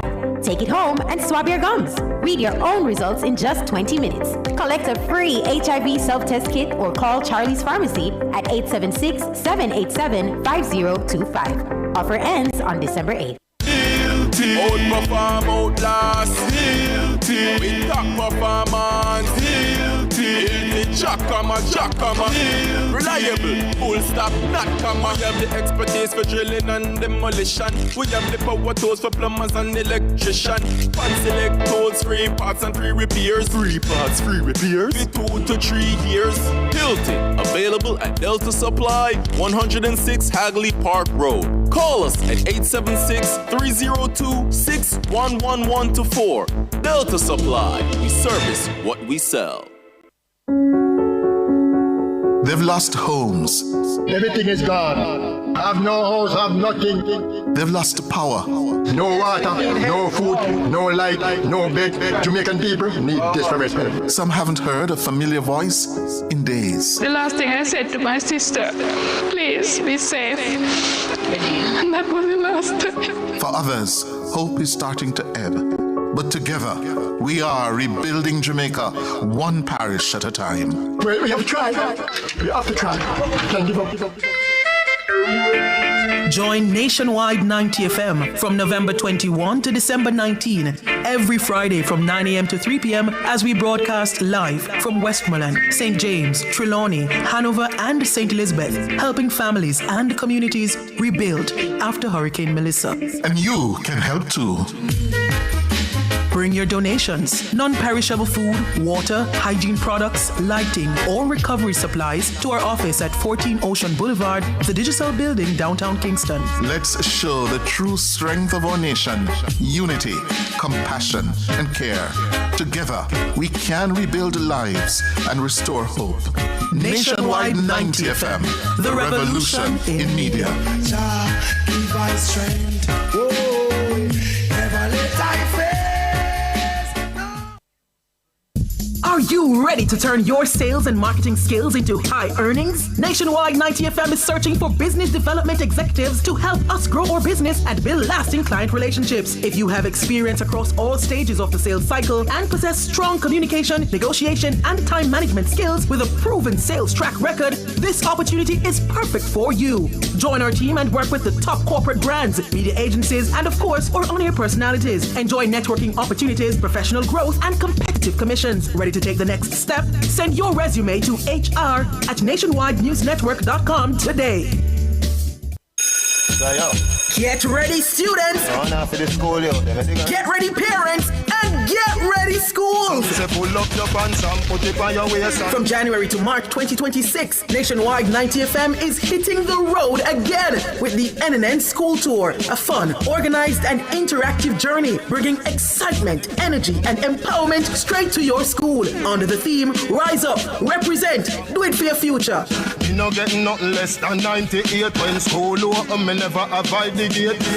This tour is all about motivating Jamaica's youth to dream big, take action, and own their future. Expect entertainment, inspiring messages, and engaging activities that challenge you to showcase your talents and potential. If you're a student with talent, come show us when the NNN School Tour comes to your school. Stay tuned to Nationwide 90 FM for details on how to participate in the NNN School Tour. So get ready to rise up, represent, and do it for your future. Tune in to Nationwide 90 FM, the new revolution in media. Stay ahead of the curve with our cutting-edge reporting and accurate breaking news coverage. We're having an earthquake. Oh, God. Hear it here first on Nationwide 90 FM. Tune in, turn up the volume, and listen. We bring a mix of news, entertainment, and sports to your lives. Nationwide 90 FM's live and continuous coverage of the World Championships in Budapest, Hungary. News and discussions week mornings. Coming up in the news at 6 for this morning. Entertainment in the afternoons, then news again in the evenings. Nationwide news at this hour. Fired. Also, tune in to the entertainment and sports shows in the nights and on the weekends. It is Boy Things After Dark right here on Nationwide 90 FM. Everything is news, from current affairs and entertainment to sports, business, and other categories. Nationwide 90 FM. This is Beanie Man. Give it to them. Zaga, Zen. From every whisper to every commotion. That's rubbish. The KSAMC cannot investigate itself. Every news story unfolds here first at Nationwide 90 FM, the new revolution in media. Every sound is a story, and every story we share is news.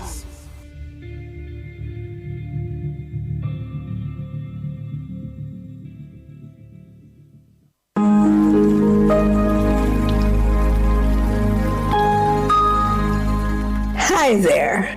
Here's some good news for these trying times. Quote, "By God's word, I can see where I'm going.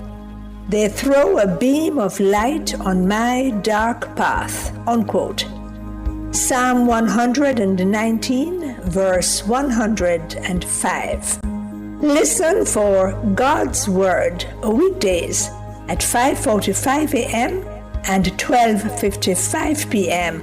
through Oasis. Stop by for a refreshing drink and share a God perspective for the day. Oasis. Weekdays 5:45 a.m. and 12:55 p.m. right here on Nationwide, a revolution in media. The rebroadcast of the Oasis can be heard weekdays at 5:45 a.m. Ever wondered how to spot a scam before it drains your account? Or how Jamaica's top financial crime fighters track down the money? Join the Financial Investigations Division on Nationwide this morning, every first and third Friday at 8:20 a.m. for FID in Action, an informative, engaging feature designed to keep you and your money safe. Learn practical tips to help you spot, prevent, and report financial crimes. Understand how the FID protects the financial system. That's FID in Action, protecting you, preventing financial crime. On Nationwide this morning, every first and third Friday at 8:20 a.m. Brought to you by the Financial Investigations Division.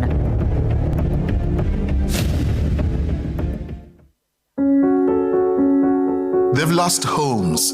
Everything is gone. Have no house, have nothing. They've lost power. No water, no food, no light, no bed. Jamaican people need desperate help. Some haven't heard a familiar voice in days. The last thing I said to my sister, please be safe. And that was the last time. For others, hope is starting to ebb. But together, we are rebuilding Jamaica, one parish at a time. We have to try. We have to try. Can't give up. Join Nationwide 90 FM from November 21 to December 19, every Friday from 9 a.m. to 3 p.m. as we broadcast live from Westmoreland, St. James, Trelawney, Hanover, and St. Elizabeth, helping families and communities rebuild after Hurricane Melissa. And you can help too. Bring your donations, non-perishable food, water, hygiene products, lighting, or recovery supplies to our office at 14 Ocean Boulevard, the Digital Building, downtown Kingston. Let's show the true strength of our nation: unity, compassion, and care. Together, we can rebuild lives and restore hope. Nationwide 90 FM, the revolution in media. Give us strength. Oh, never let I fail.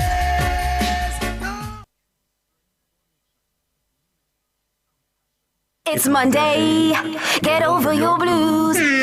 Or Tuesday, Wednesday, Thursday, Friday. The E-Zone is here for you. With the Stinger Honey Bee And Karim Boyatings from 3 to 5 p.m. on Nationwide 90 FM. We've got your entertainment news. Then we want to hear your views. Why you say? Jump in the mix. Or the hot seat. Don't miss our brain busters. Or the crazy giveaways. Let's talk fashion. Send us your outfit of the day. Ooh, cutesy. Very demure. Are you looking for love? Come on one of our blind dates. Send your request to EZONE blinddates@gmail.com. That's EZone blinddates@gmail.com. And stay tuned for your confessions. These are my confessions. Share them with us at ezoneconfessions@yahoo.com. I mean, is this planet Earth? Is it? I don't know. Let me check. Either way, it's got a buzz. And a bugger thing. Ow! Ow!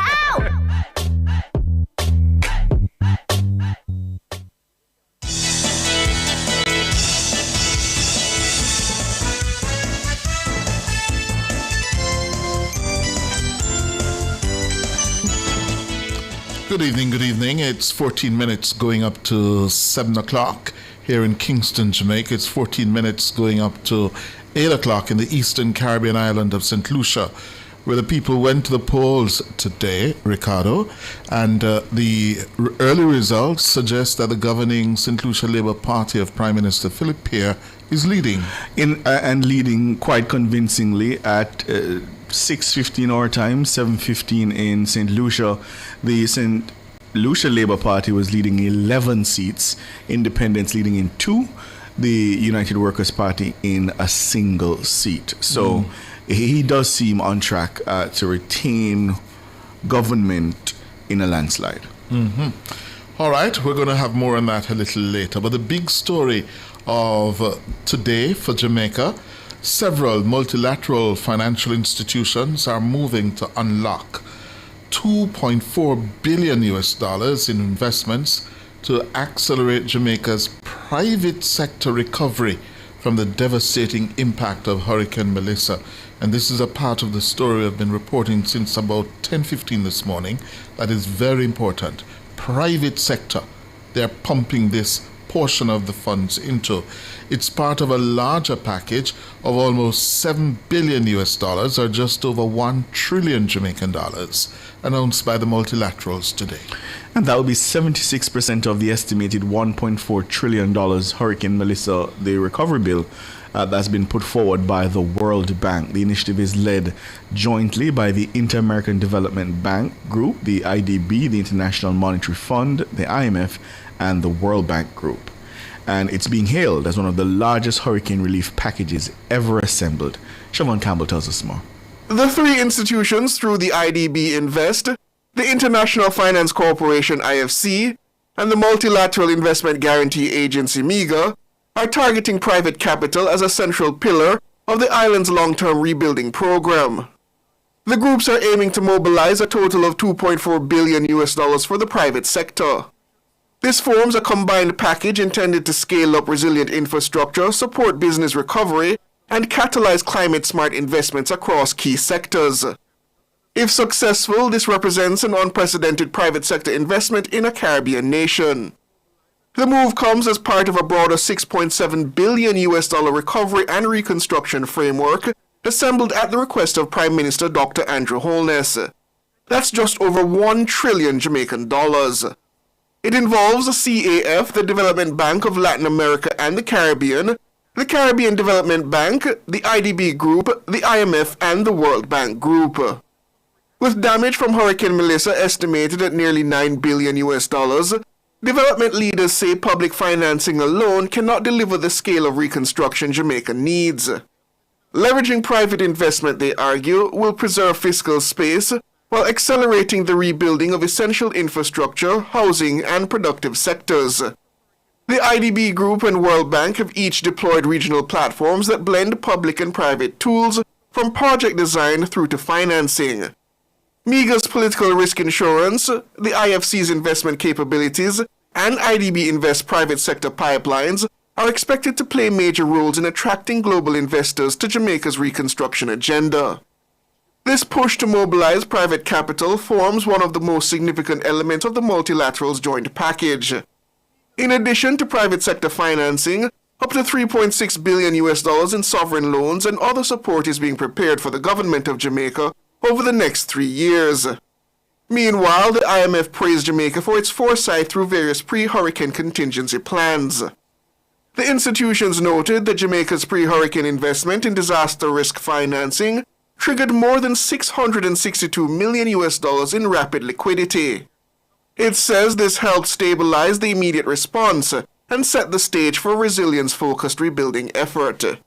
Siobhan Campbell for Nationwide News. Thank you, Siobhan. So we're going to get some reactions now. We're going to begin with a development economist, Dr. Christian Stokes, and chairman of the Jamaica Chamber of Commerce's Economic Affairs and Taxation Committee, Keith Collister. Good evening, gentlemen. Good evening. Good evening. Thank you very much for having me. Good. Let me begin with you, Dr. Stokes. The significance of the announcements of the packages today. Virtually $7 billion of the $9 billion that we need over the next several years. This is very, very significant. So let me start by saying it's a lot of money. It's about the size of our annual budget.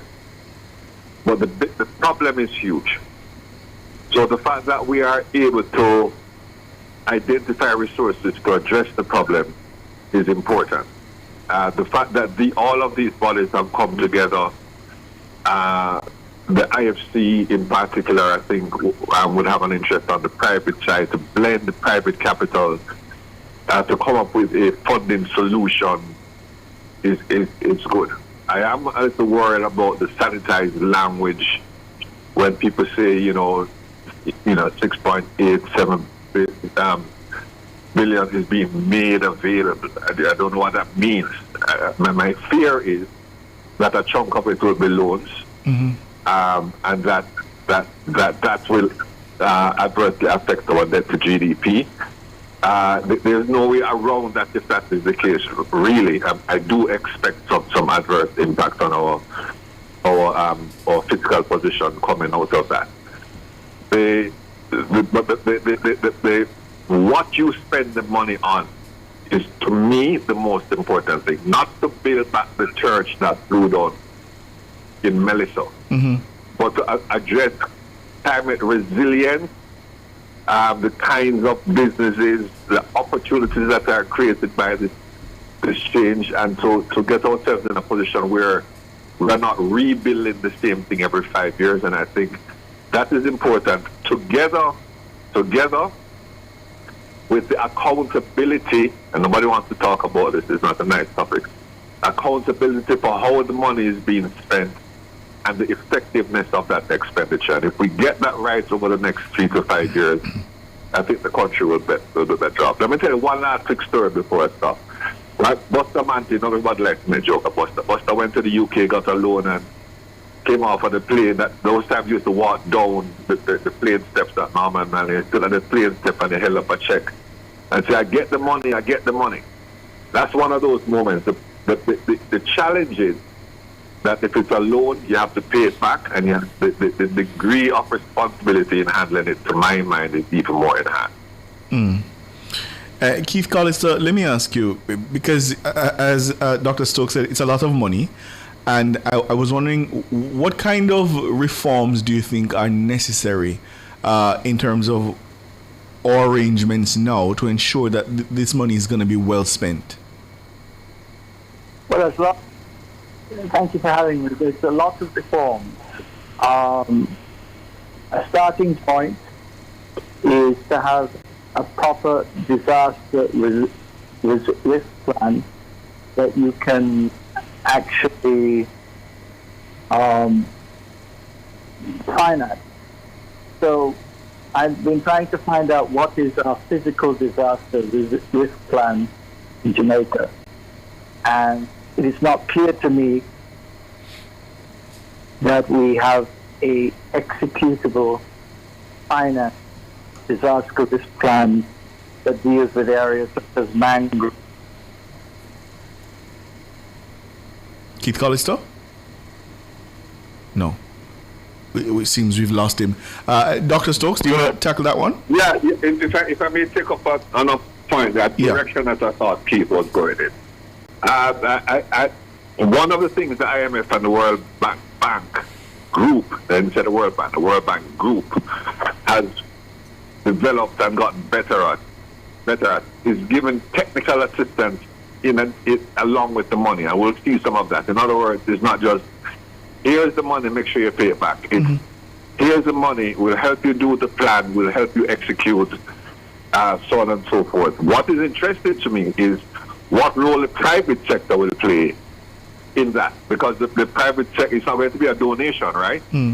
So what areas can they play a role in? Energy, perhaps, but whatever it is, will have to be an investment of the nation that yields a return on the capital of the private investor, and there are opportunities for that. My concern is so much of the damage that we have seen is damage that has been caused to our brothers and sisters in their homes, where they live, where they buy their food, where they go to church, where the children go to school.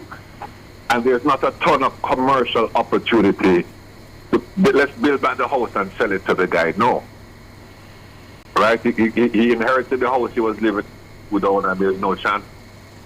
So I think we do need to parse it very carefully. Be very careful that we are delivering benefits from this package to the Jamaican people through a part of the public purse, and identify those areas that private capital can get involved in and have a return. And I really believe a lot of that will have to do with new construction methods. So yes, you're going to build homes, but it's a new construction method, and renewable energy, because as small as we are, I think we have a moral obligation to champion renewable energy sources, non-carbon sources, because we are the ones that are suffering from the greenhouse gases. So I'm hopeful that that's the direction that we're going in. I gather Keith Collister is back with us. Keith? Yes, sorry about that. Yes, what I was saying is that I think we need a physical disaster resilience plan that is fully financed and executable, which includes issues such as the coastal areas, mangroves, all the resilient issues, the waterways and rivers and so on, that all of which I don't think that we paid the correct amount of attention to, and it needs to be financed and it needs to be prioritized.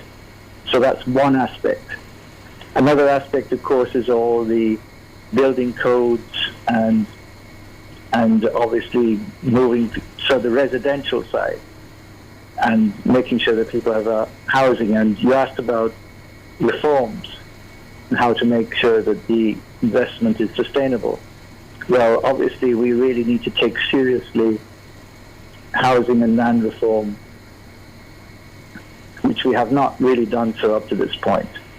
Just before the Melissa, I think it was Robert Morgan on your program, who was talking about how moving people from the gully banks and the rivers and so on was just not politically possible at that time. I think it now needs to become politically possible, because it's only going to happen again. So that's another aspect to this. There's other aspects, such as, there's the residential housing side, which includes, of course, the issue of tourism areas and so on. That is, so there's the physics, and then we get to things like the issue of electricity, putting poles underground, obviously, and we saw in the paper today the issue of using the Trans-Jamaica Highway to put poles under and to put the electricity lines underground. Obviously, there are other areas. We need a much more integrated approach to infrastructure of this type. Everybody knows in Jamaica, there's really no real integration between, the water people digging up the road and the electricity people. Of course, they're not part of that anyway. Most stuff is above ground. But it needs to be an integrated approach. Again, this costs money. Of course, you then go over to the municipalities and the approval process, which we have a very difficult trade-off now between getting stuff up quickly, because, for example, somebody needs a roof over their head, or a hotel needs to be back in operation. Otherwise, the people won't have a job. And between doing something more sustainable for the long term.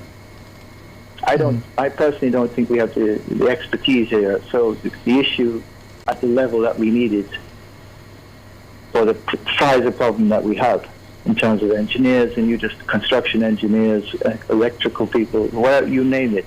Yeah.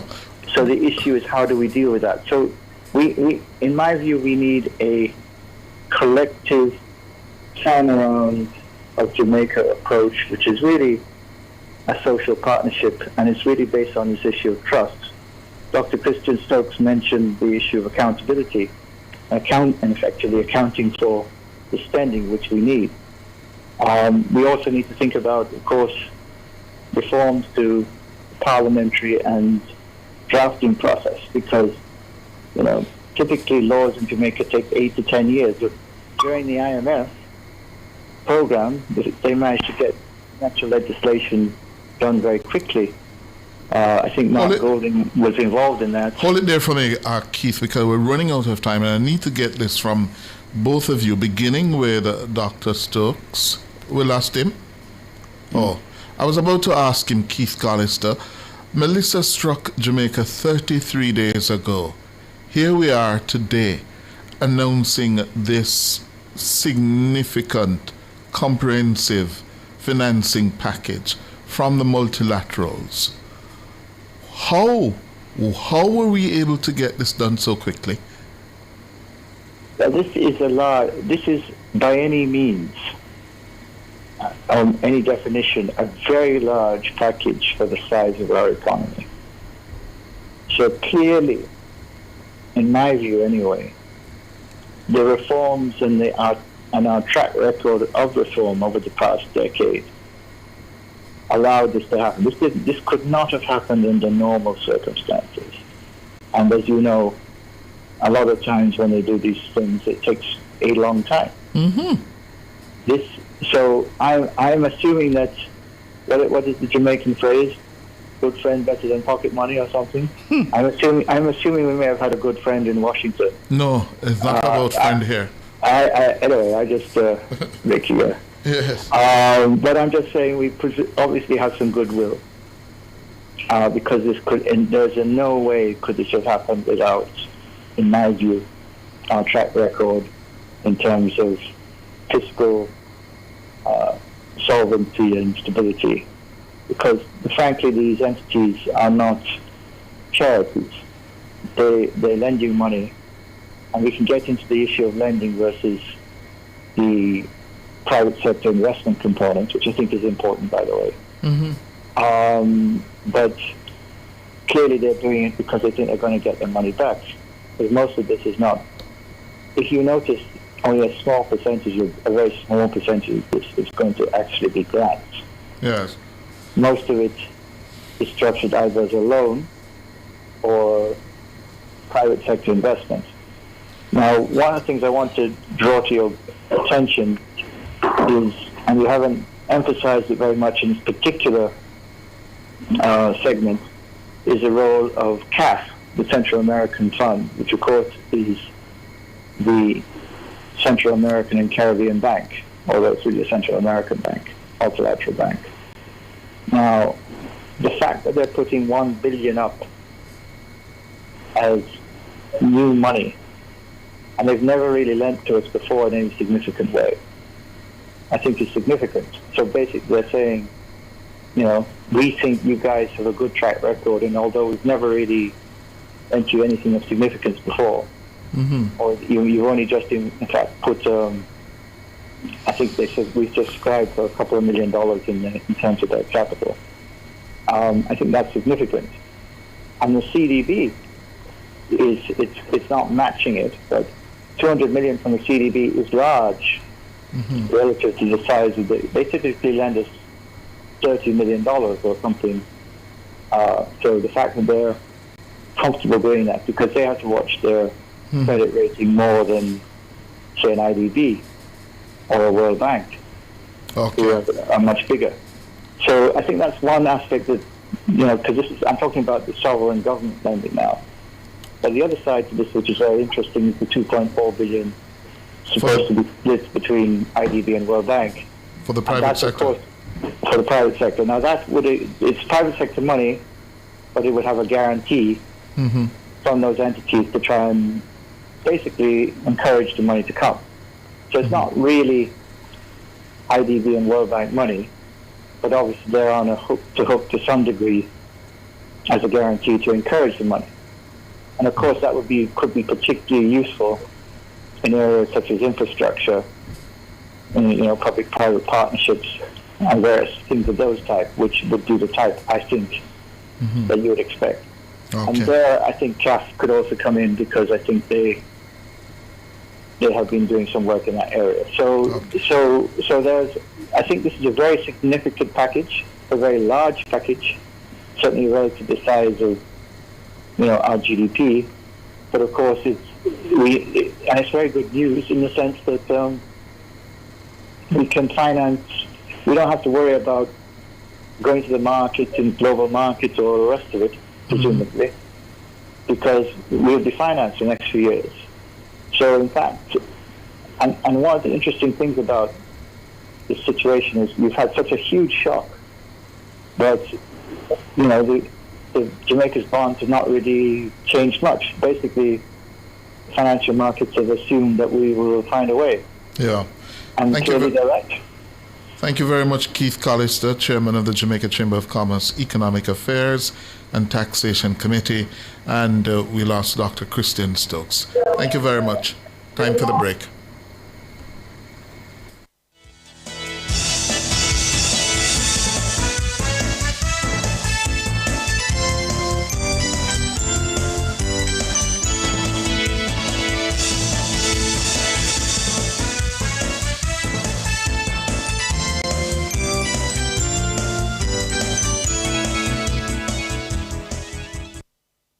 On October 28, 2025, Hurricane Melissa devastated Jamaica. But your government is mobilizing, reaching every community, delivering relief, and rebuilding together.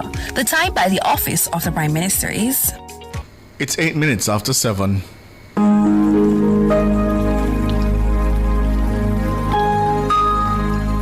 Hi there. Here's some good news for these trying times. Quote, "By God's word, I can see where I'm going.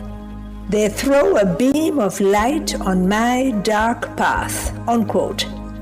Psalm 119, verse 105. Listen for God's word weekdays at 5:45 a.m. and 12:55 p.m. through Oasis. Stop by for a refreshing drink and share a God perspective for the day. Oasis. Weekdays 5:45 a.m. and 12:55 p.m. right here on Nationwide, a revolution in media. The rebroadcast of the Oasis can be heard weekdays at 5:45 a.m. Ever wondered how to spot a scam before it drains your account? Or how Jamaica's top financial crime fighters track down the money? Join the financial Financial Investigations Division on Nationwide This Morning, every first and third Friday at 8:20 a.m. for FID in Action, an informative, engaging feature designed to keep you and your money safe.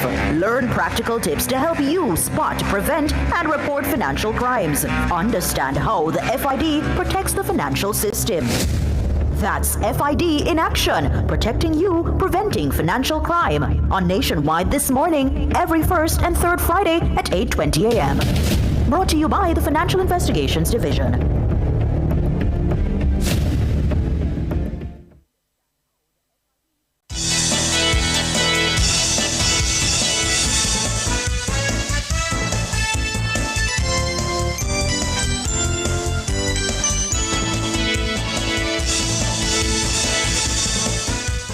Minutes after 7 o'clock here in Kingston, Jamaica. It's 10 minutes after 8 in the Eastern Caribbean island of St. Lucia, where the votes are being counted in today's general elections, and the early results are indicating that the governing St. Lucia Labour Party of Prime Minister Philip Pear is on track for a second consecutive term. It seems as if Mr. Pear's SLP are likely to win a big one tonight, Ricardo. Yes, in fact, at this hour, the incumbent party, the incumbent government, is leading in 16 of the 17 seats, yeah? In 2021, the SLP won by a landslide. At that time, they took 13 of the seats. The main opposition, United Workers' Party, headed by Alan Chastanet, was reduced from, at that time, 11 to 2 seats and seems on track now to lose an additional seat. Mm-hmm. Well, we're joining senior editor at St. Lucia Times, Terry Finisterre, to tell us more of the results from the polls today. Good evening, Terry. Good evening. Good evening, gentlemen, and good evening, Jamaica. Yeah. All right, talk to our listeners about what has unfolded during this campaign and what we're seeing now in the early returns. Well, of course, a short campaign, certainly in terms of the actual declaration of the election date. Campaigning had been going on prior to the announcement of elections by the Prime Minister 21 days ago today, and since that time, of course, things have picked up significantly. Today, polling, from what we are seeing, a relatively high turnout, very engaged voters throughout the day. I was at 5 or 6 different constituencies, several different polling stations throughout the course of the day, between 6:30 a.m. and 6 p.m. And all of the candidates that I spoke to were very happy and excited about the results. For the time being, though, certainly it looks as though the St. Lucia Labour Party candidates have much more reason to be excited. Terry, we understand the elections were called almost a year before they were constitutionally due. Was there anything unique happening on the ground that the Prime Minister Pear, felt he needed to take advantage of this window? Well, I think one of the considerations certainly would have been the fact that electioneering had begun by both sides. The United Workers' Party perhaps had begun to engage their machinery and were looking forward to being able to roll out over the course of the year ahead. The Prime Minister, although not necessarily fitting the usual jargon of snap elections, because, as I said, people had been looking forward to the election season getting underway, but Prime Minister Pear perhaps just moving the window up a little bit. I think he also would have been very confident in some of the work that he would have accomplished over the past 4.5 years, both in terms of infrastructural work, social transformation, and some of the mechanisms that he would have put in place during his first tenure as the Prime Minister of St. Lucia. What were the outstanding ones, you would say, over the last 4.5 years that he had implemented? one of the things that he speaks a lot about is the Youth Economy Agency, which is a mechanism that he would have created to support young entrepreneurs through training and funding. That, along with the MSME loan grant facility, would have been able to support the dreams, the ambitions of entrepreneurs from the ages of 18 all the way up to 55. So you had a wide cross-section of St. Lucia who perhaps might have been into small business and so on, and who would then have been able to take those kind of side hustles and make them their main business. Another, certainly in these interventions in the field of sports, being able to host the Cricket World Cup last year was a significant redevelopment of the Darren Sammy Cricket Ground. It was undersold or kind of poo-pooed by the leader of the opposition, Mr. Shafney, but it was a very significant investment in the Darren Sammy Cricket Ground, with parking lots being put in place, redevelopment of the changing rooms, the playing facility itself, the playing surface, and also in sports you would have looked at the implementation finally of the St. Lucia Premier or St. Lucia Semi-Professional Football League, which has been discussed for quite some time, but finally came into being, finally came to reality last year, and is now into its second year, semi-professionalization of cricket as well, and the construction underway of the island's first 50-meter swimming pool. Yeah. So a number of things have been done, I think, under this term that would have redounded to the benefit of Philip JP and the St. Lucia Labour Party. And just to crown the sporting achievements, Julian Alfred's winning gold medal, St. Lucia's first global gold medal, would have done a lot for the people of St. Lucia. Absolutely. Not a lot made of it, to be fair, on the platform. I think the both parties perhaps wanted to stay clear to some extent of, embedding her in politics. So I don't think there was a lot made of it. It was, of course, mentioned from time to time in a St. Lucia Labour Party meeting, but absolutely a massive accomplishment. And we also would have had the double sprint champion at the Caribbean Games this year in the person of J.D. Emmanuel. So some very significant steps being taken as far as the sphere of sports. Also, you would have had significant infrastructural work either underway or completed. The St. Jude Hospital, a lot of debate as to what completion means, but the St. Jude Hospital, fire destroyed part of the St. Jude Hospital way back in 2009. We've been through 4 prime ministers, we've been through 4 different administrations, and the St. Jude Hospital remained undelivered. Philip J. Pierre handing over the completed building 2 weeks ago, a week and a half ago, to the St. Jude Hospital board. So that too would have been a significant milestone for his party and for his administration. Yeah. Terry, across the region, crime, security, the economy, voters seem to be reacting in the elections we've seen so far to those two things. How did they play in St. Lucia? Well, much was made of the crime situation, certainly by Alan Chastney and the UWP, talking about the fact that violent crimes, certainly homicides, have increased under Philip J. Pierre. The truth is that violent crime and homicides in particular have increased year on year for the last 2 decades thereabouts. Under Alan Chastney, we did have a record homicides. The record has been broken, of course, significantly over the past 4.5 years. It is something that, as I say, much has been made of, but no real solution has been offered. The JPA has, however, under his administration, done, I think, quite a bit as far as outfitting the police force, the new police headquarters, or I shouldn't say police, the new regional police headquarters being completed in Grosley for the Northern Division, the most populous constituency, the most populous district in St. Lucia. So they are getting a brand new police headquarters, new fire station being put in place in ancillary canneries. Wayne Girard is currently leading former MP Dominic Fede in that area. So you're seeing attention being paid to crime and crime prevention, but of course it is something that we in St. Lucia and in the wider Caribbean will continue to grapple with. And on the economic front?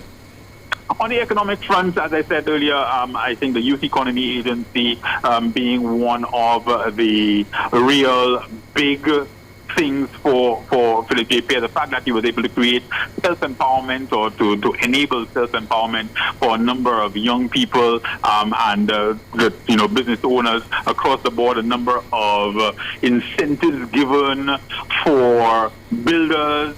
And I can see I am actually a recent builder. I was able to take advantage of a number of concessions and a number of measures being put in place to assist builders. And you're seeing, especially coming out of COVID, COVID would have been more or less split between the Prime Minister Alan Chastney from 2020 to 2021, and then with Philip J. Pierre taking over in the middle of 2021. But post-COVID, you have seen a real construction boom, I think, in St. Lucia, and you are seeing quite a bit of private sector, government, and non-governmental construction taking place across the board. Yeah. Terry Finisterre, tell me, going back to the numbers, it seems as if there has been a swing to the SLP in the returns established so far. Absolutely. You're seeing in a number of seats and in a number of ballot boxes or polling stations where the United Workers' Party had traditionally done exceptionally well, you are seeing either their lead being eroded or being erased entirely.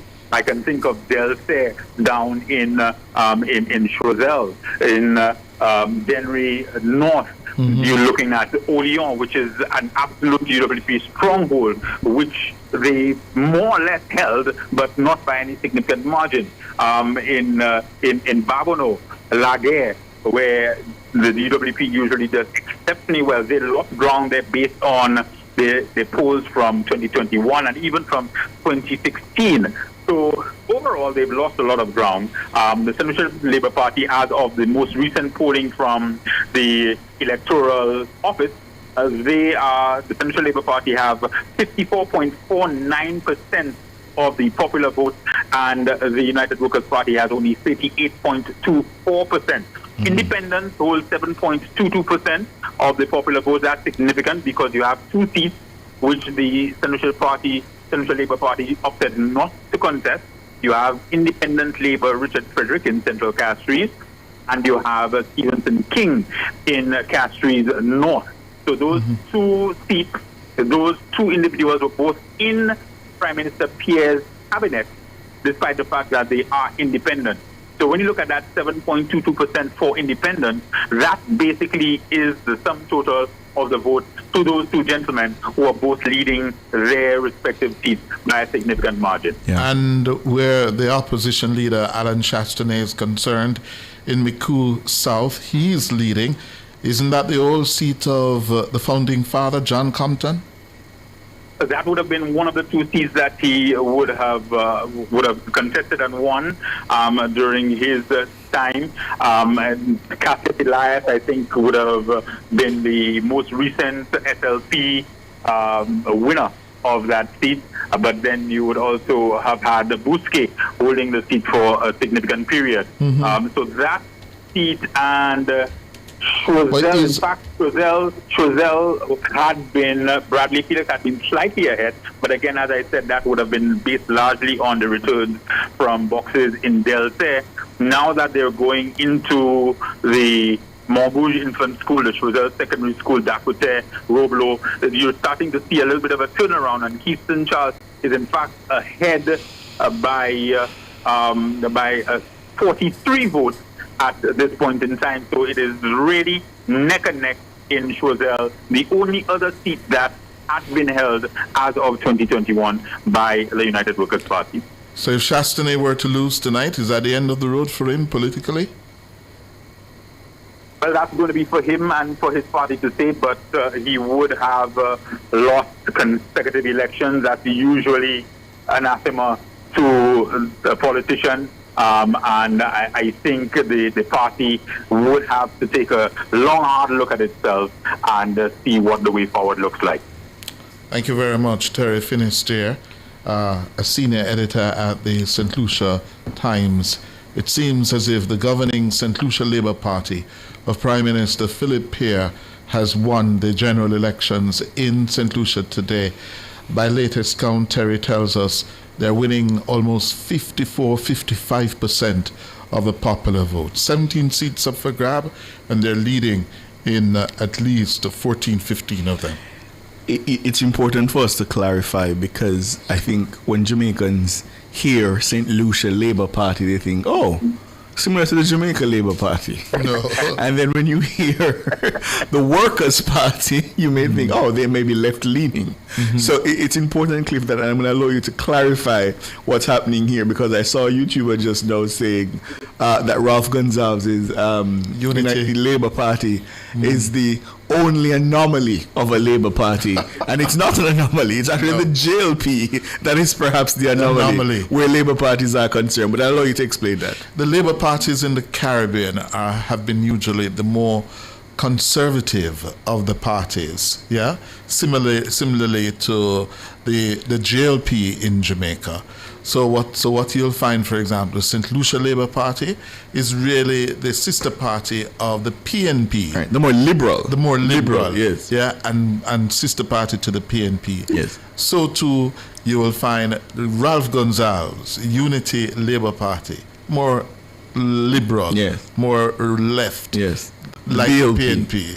The BLP, Mayor Motley's BLP in Barbados, similarly more aligned to the PNP.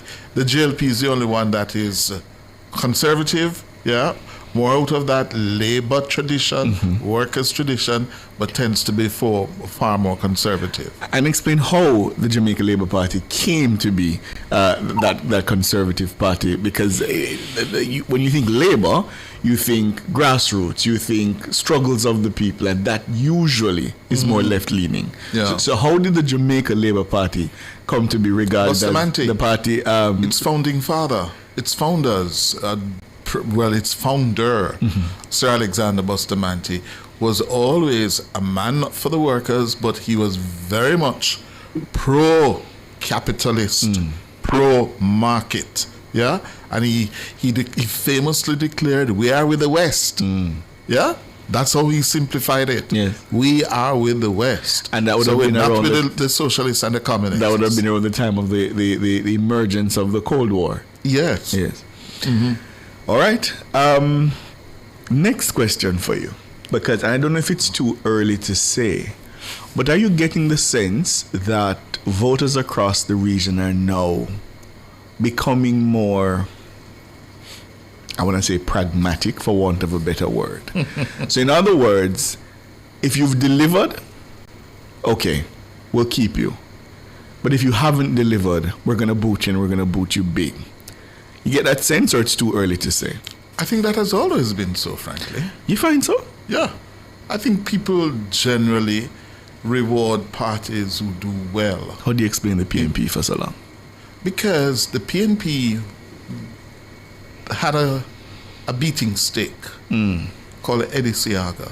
But then it wasn't about delivering then, was it? No.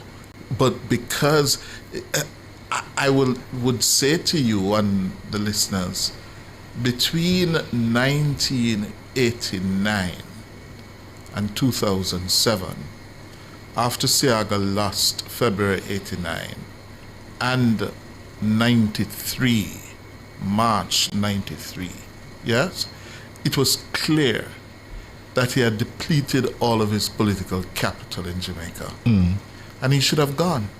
He should have resigned. Yes. Yeah? He stayed on, and defied the voices, the calls for him to leave the politics in 97. Yes? By then, remember, Bruce Golding had walked out of the Labour Party in 95 the NDM. and formed the NDM, and you had the Western Rebel 11 the whatever, and the gangs. the Labour Party was just in a constant internal battle. Yes. Yeah, feuding among itself, and could not beat PJ Patterson, a united PNP. Yeah, the moment the Labour Party, with Golding's return in 2002, just before the elections, and showed semblance of unity, what happened? The PNP majority was significantly cut. And then, by the next time, 2007, the PNP had lost. Siaga overstayed his welcome. The Labour Party was divided, and the PNP and PJ Patterson capitalized. But I think people generally in Jamaica, people reward performance. I don't think it's a new phenomenon or occurrence. Yeah, people reward performance, and people say, you remember what we were picking up in our polling in the run-up to September? People kept on saying Andrew Holness was trying. They saw that he was trying. Yeah, he was trying to get the job done. Yeah, and the PNP wasn't really putting forward a credible alternative. Yeah. It's 7:30. We're going to take a break. Come back with more.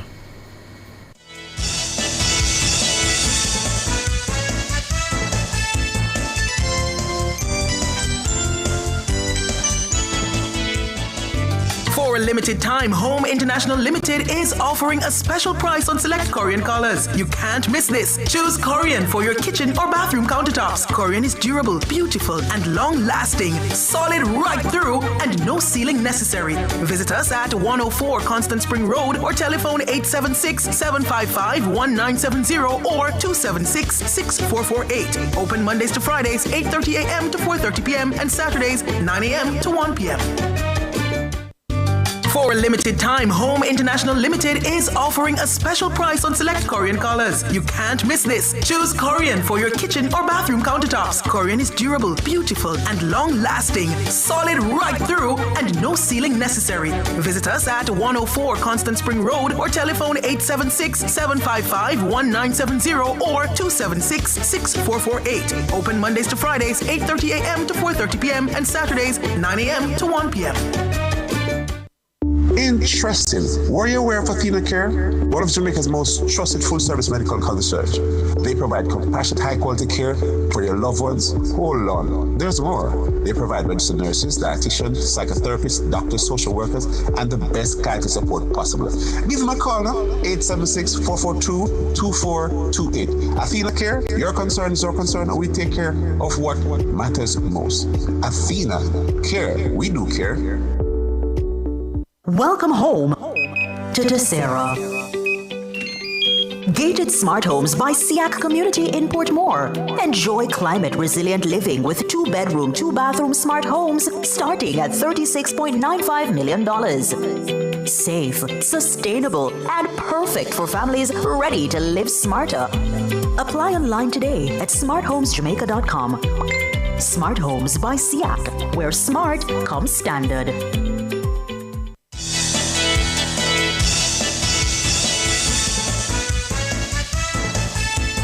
Thank you so much for staying with us here nationwide at 5. And we have with us the Prime Minister-elect of St. Lucia, Prime Minister Philip Pierre. Good evening. Good evening, Prime Minister. Yes, Philip J. Pierre. Philip J. Pierre. Is it accurate to say that you have won the elections now? Well, in politics, things change, but all things being equal, we've won the elections. What is your best information? You went in with what, 13 seats? We went in with 13-2. And we believe that we are probably 14-3 and possibly 16-1. And to what do you credit this massive landslide, Prime Minister? I credit it first of all to the performance of our government. We performed for the last 1.5 years. I think it's the first time a political party has actually published a document showing its performance. We called it from promises. Perhaps the second time. Second time. Our own government here in Jamaica did it.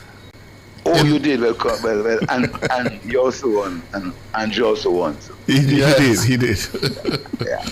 So we did that, and the campaign of the opposition,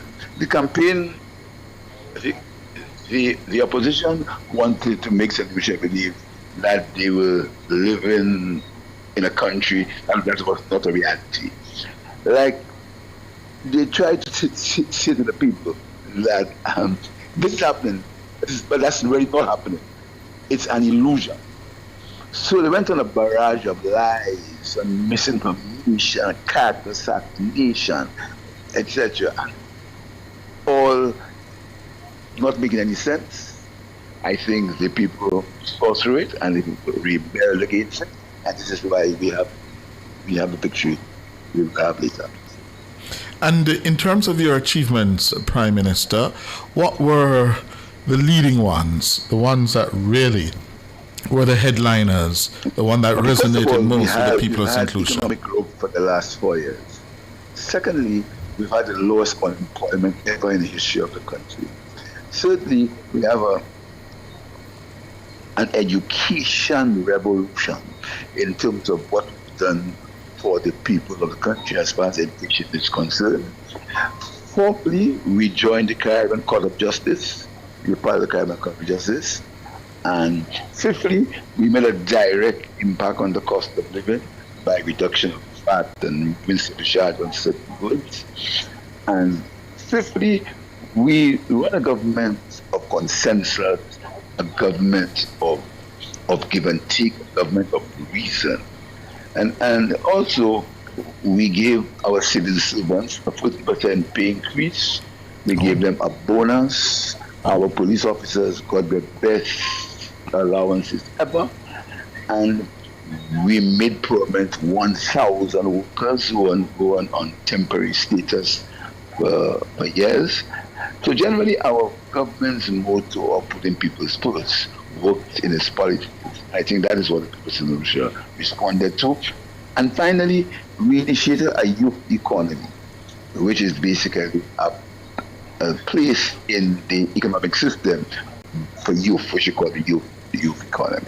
So, I think these are the reasons why the people of St. Lucia responded. So how were you able to finance these, Prime Minister? You had the fiscal space. Yes, we had the fiscal space because our revenue was doing well, our tourism did very well, and then we limited the waste and corruption. Mm-hmm. Why did you think it necessary, Prime Minister, to call the election almost a year before it was due? Because I wanted to put the opposition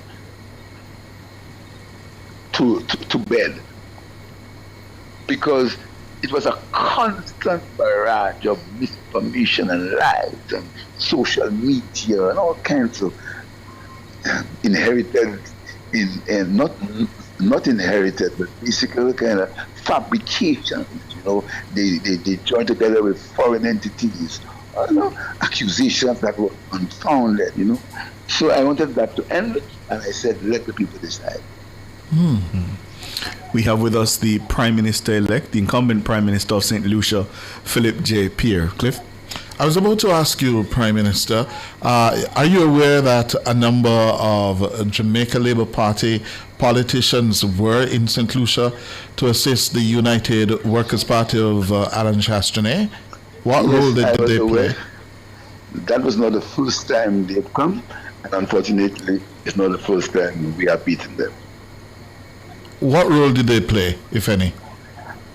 Well, it wasn't my business, but all I know is they were actively involved in the campaign, and they were on social media, But really, that's water under the bridge. The impact was minimal, and I guess they'll be catching their plane tomorrow and getting back to Kingston. Are you surprised that the chair of CARICOM, our own Prime Minister here, Dr. Andrew Holness, the party that he leads, would have sent operatives to try to unseat you as Prime Minister? No, I'm not surprised because it's not the first time that the Jamaican Labour Party has done that. You know, the Jamaican Labour Party, its traditional friends is the United Workers Party, although we are Labour parties. But, you know, I hold no ill will, no ill feelings.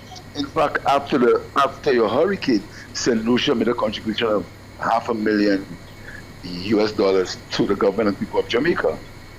And so we have no feelings. I believe that if we live in society, people have a right to support who they want.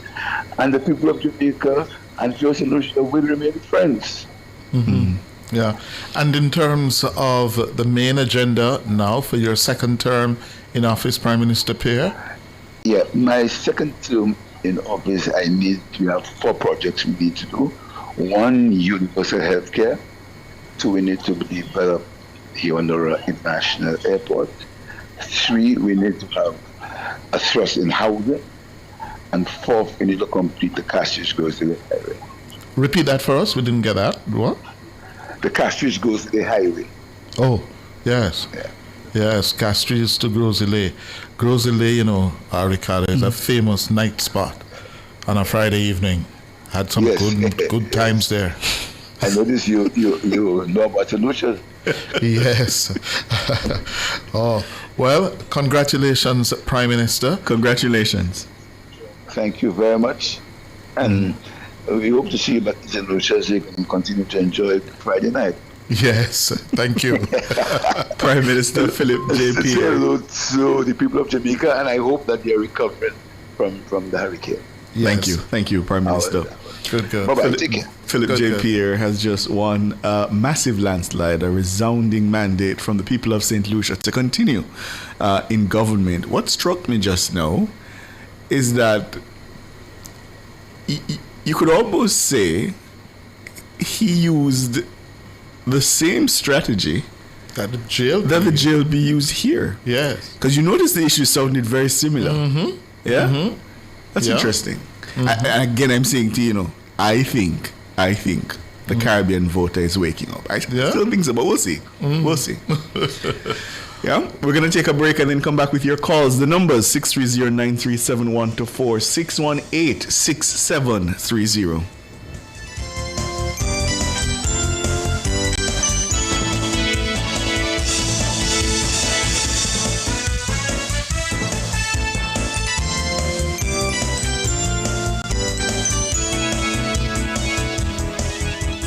It's Monday, get over your blues. Or Tuesday, Wednesday, Thursday, Friday, the E-Zone is here for you. With this thing on Honey Bee. And Karim Boyerting From 3 to 5 p.m. on Nationwide 90 FM. We've got your entertainment news. Then we want to hear your views. Why you say? Jump in the mix. Or the hot seat. Don't miss our brain busters. Or the crazy giveaways. Let's talk fashion. Send us your outfit of the day. Ooh, cutesy. Very demure. Are you looking for love? Come on one of our blind dates. Send your request to ezoneblindates@gmail.com. That's ezoneblindates@gmail.com. And stay tuned for your confessions. These are my confessions. Share them with us at ezoneconfessions@yahoo.com. I mean, is this planet Earth? Is it? I don't know. Let me check. Either way, it's got a buzz. And a bugger thing. Ow! Ow!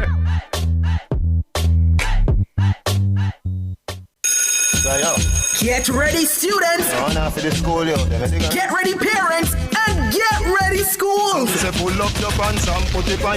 From January to March 2026, Nationwide 90 FM is hitting the road again with the NNN School Tour, a fun, organized, and interactive journey bringing excitement, energy, and empowerment straight to your school under the theme Rise Up, Represent, Do It For Your Future. You know getting nothing less than 98 when school over, me never avoid the gate. This tour is all about motivating Jamaica's youth to dream big, take action, and own their future. Expect entertainment, inspiring messages, and engaging activities that challenge you to showcase your talents and potential. If you're a student with talent, come show us when the NNN School Tour comes to your school. Stay tuned to Nationwide 90 FM for details on how to participate in the NNN School Tour. So get ready to rise up, represent, and do it for your future.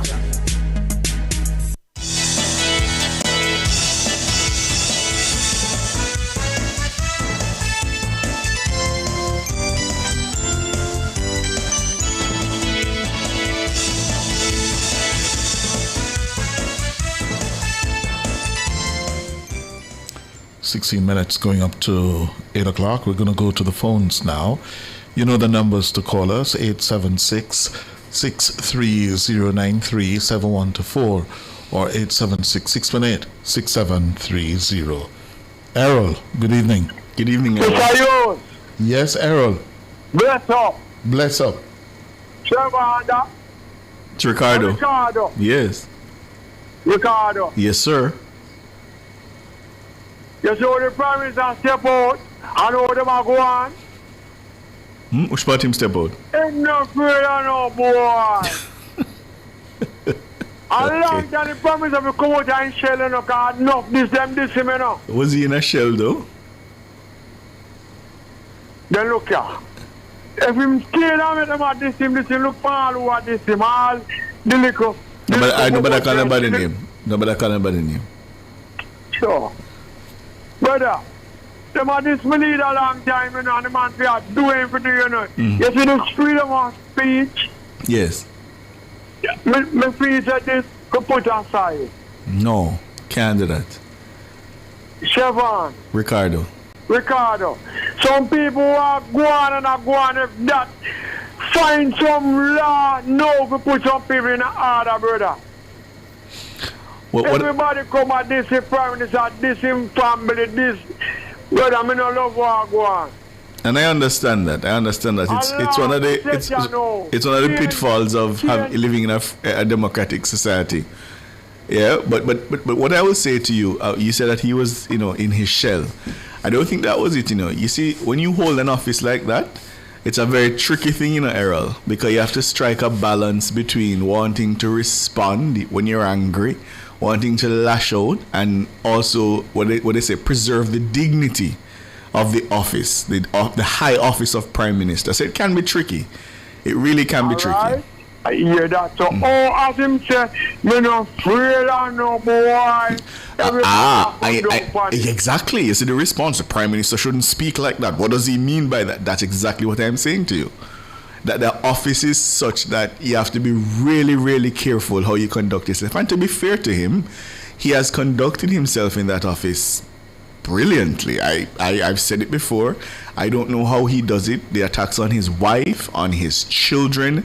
I mean, there are times when the anger slips, like when he was in Parliament and he was clearly livid and he walked out. But I think in the main, he has really, really maintained a very good level, despite, as you say, serious attacks. Serious attack on the man and my brother. And sometimes I say, Giano, Wanja Musa. I'm going around with Market Jesus. I think he's just mindful of the office he holds. And we should want him to be mindful of the office. Because you wouldn't want your Prime Minister to be in a spot with some no-name blogger. You wouldn't want that. No. It wouldn't look good and it would disgrace the country. You wouldn't want that, Errol. But I understand what you said, though. Yeah, so I mean, sometimes they step over the line with him, man. Absolutely. Yeah. Trust me. Them go over the line with him bad. But I just that me have to say, you know. All right, Errol. Thanks for the call. Yes, sir. Yeah, man.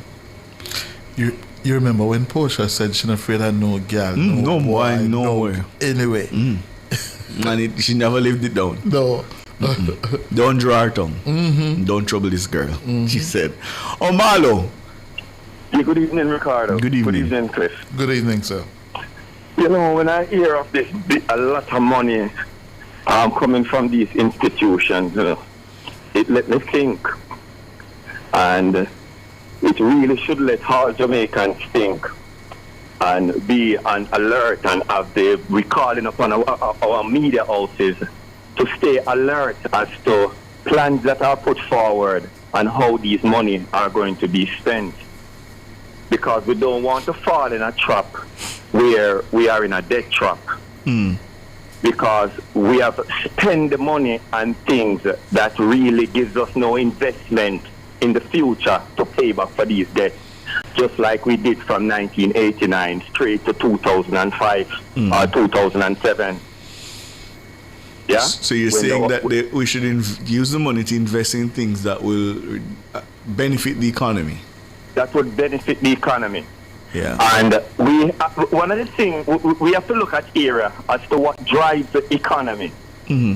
And we have to look at energy. We have to look at the education system. We have to look at capital, where capital goes in terms of scalable technological projects that we can export a knowledge from here. Something we can make the screw that goes inside Elon Musk rocket, because it's a special screw that is being developed here in Jamaica that could be in billions here in Jamaica. Hear you, and I appreciate the big picture thinking, but then you also have to remember where our people are. So there's, for example, the immediate need now of shelter and housing, and our government will have to consider those things. I hear you on the big ticket. We will take care of those in our record. Mm-hmm. We will take care of those, but Yes. we can't always be just looking at the bottom and intent and think that in the future Yes. we will pay for the things that we have gained today. But we you are see, taking money from the future for today. but so you we see, have to think Omalo, about how we are going to pay for it in the future. part of the problem, I agree with you, I don't disagree with you. You and I agree completely on this, but part of the problem is that our population, we don't think things through that way. And part of the struggle I think this Prime Minister has is that when he tries to explain in terms of a vision, people don't always get it. And people complain about the here and the not. So I agree with you. We have to start thinking. One minute Yes. before about Ricardo, leaders, we put leaders there not for publicity or public opinion. Yes. We put leaders there to put in policies Agreed. and ideas to bring us in the future. Agreed. But you have to. That's But what the we are leaders here- also that's have what to they are go. here for. But the leaders also have to go at the pace of the electorate and the citizenry. One quick second. Yes. I'm going to tell the Prime Minister to create a STEM bank out of this money that he is getting, a STEM bank, and focus on the universities in Jamaica, the STEM subjects into universities in Jamaica. Start giving engineering 100% loan from the Student Loan Bureau and create these people so that these people coming out of the university can look to the STEM bank to get a very low interest rate to create the type of jobs Jamaica needs for the future. All right, Omalo, hear you. Okay. Richard? Not Richard, Richie. Richie. Good evening, Richie. Good evening, Cliff. General. Master Ricardo, good evening. Good evening, Richie.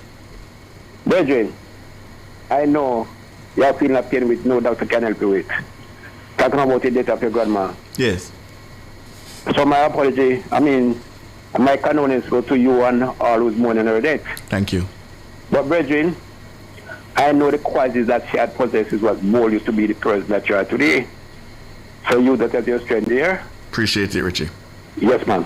A few weeks ago, a man come, before the hurricane, a man come from England and say, Richie, why we're not seeing any program anymore? It's true. Where did they? With there, man. With there, man. But listen, a man from Kingston come back the first night, see me and say, we're not here anymore. I call a man in Kingston again, and the man says, what happened, stranger? What about, we're not here, you. A lady meet me in Wollaba Wednesday. I said, Richie, we're not here with me. I'll call. I said, we're not here, you. The man in England come back Friday in the day and said, Richie, your call is relevant. We need to hear you, so make just come in. But you know, I say, Virgin, take a look part of politics now. We had this hurricane, and this opposition leader said the government is to give parliamentarians $50 million. Then he move on to say those in the constituency which really damage, and people need to get money to spend. This is the man who party rent money some time ago and landlord show what I do, you know. This man, he doesn't understand a clue about what it means to be physical discipline. Listen me. Based on what he's saying and we know him as, if this man was the leader of the government right now, it would be like the hurricane passed through the entire island because he wouldn't have a clue of what to do to the country. Where you say that? Then listen to me.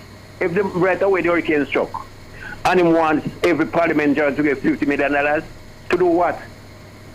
Then he want them in those ravaged communities to get $50 million again, and people is to get money to spend to grow the economy. That's why I say he doesn't have a clue what to do. And I said again, I believe he would, reach to the stage of phase where it's like this economy. The country is in shambles forever because it would have an idea of what to do. It would be like the hurricane passed through the whole entire island. But I go and tell him, what he see now, I don't believe. They believe this country is going to build back stronger and better, and whenever Dr. Anjon is called us back to the fourth term, he will not only have 257 salary achievements, you have at least 300-400 more. What will the PMP have? Lies and misinformation. Then can't go along with it. But anyway, Carl, I'm going to leave my number to produce, and whenever you call, get it and show me here. You think this is greetings across the world? Goodbye, Richie. No, me leave my number with the producer. All right. Hold on. The U.S. Secretary of... Carl is next, but hold on, let me just read this. The U.S. Secretary of Homeland Security, Kristi Noem, she says she just met with the President of the United States, Donald Trump. And she says, I am recommending a full travel ban on, quote, every damn country that's been flooding our nation with killers, leeches, and entitlement junkies. Our forefathers built this nation, she says, on blood, sweat, and the unyielding love of freedom, not for foreign invaders to slaughter our heroes, suck dry our hard-earned tax dollars, or snatch the benefits owed to Americans. We don't want them, not one. And her department retweets and says, every damn country. Carl. But she doesn't name the She doesn't name the countries. Mm-hmm. Carl? Yes, please. Yes, good evening. Evening, Mr. Hughes. Evening, Ricardo. Good evening. Ricardo, if we are 618 crime for the year. Murders for the year. Yes, sir. And after this week, everybody kind of go off and break and just eating and having a drink. So we might be coming at about 630. But we say 630. You can't talk about champagne now? No. Why, Ricardo? Because you must run through the tape, see it through. Ricardo. And I'm sure that's how the commissioner is thinking. See it through to the end, to December 31. Ricardo. What you can do, I think, reasonably, is to be optimistic, and to say where we are at today is a massive achievement. In fact, I want to share with the listeners something since you brought it up, Carl, because I found it, and I found it so interesting when I read it.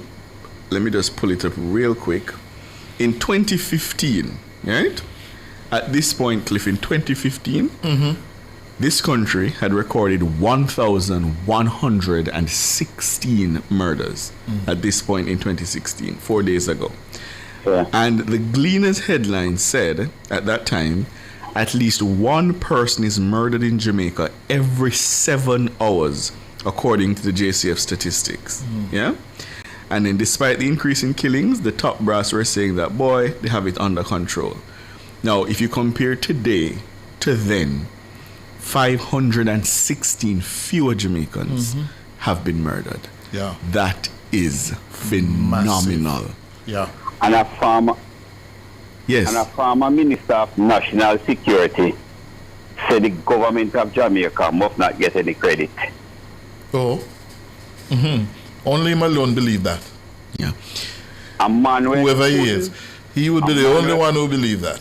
A man who couldn't defend his briefcase in a Portland. And somebody can make him go to Portland now and throw down his briefcase anywhere. I've said it, and I've said it over and over. I didn't know I would live to see the day when I would be reporting that an administration has brought down crimes, murders to by more than 40% year over year. I thought that was not possible. Yeah. It is significant. It is significant. And Jamaicans should feel good about that. So, Mr. Hughes. Yes, Carl. If we have 300 next year again, we have 400 and liquor when the year is finished. 2020. And 2027 we almost come at zero, so we can have a general election pretty early. We're out of time. We're out of time. Thank you for the call, Carl. Thank you. But he makes a valid point. The trends, the reductions have been significant year on year. Yes. Started at 8?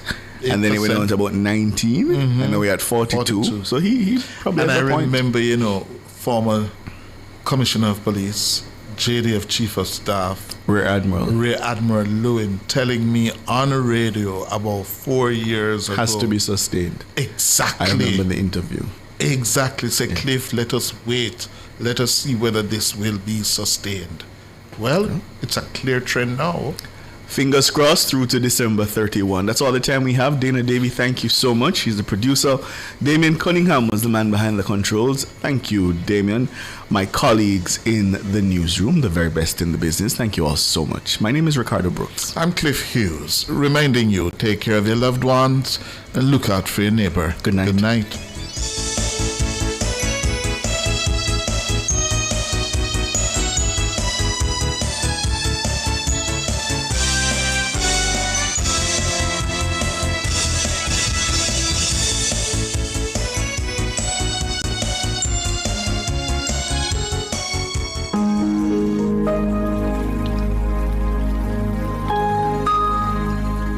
Hi there. Here's some good news for these trying times. Quote, by God's word, I can see where I'm going. They throw a beam of light on my dark path. Unquote. Psalm 119, verse 105. Listen for God's word weekdays at 5:45 a.m. and 12:55 p.m. through Oasis. Stop by for a refreshing drink and share a God perspective for the day. Oasis.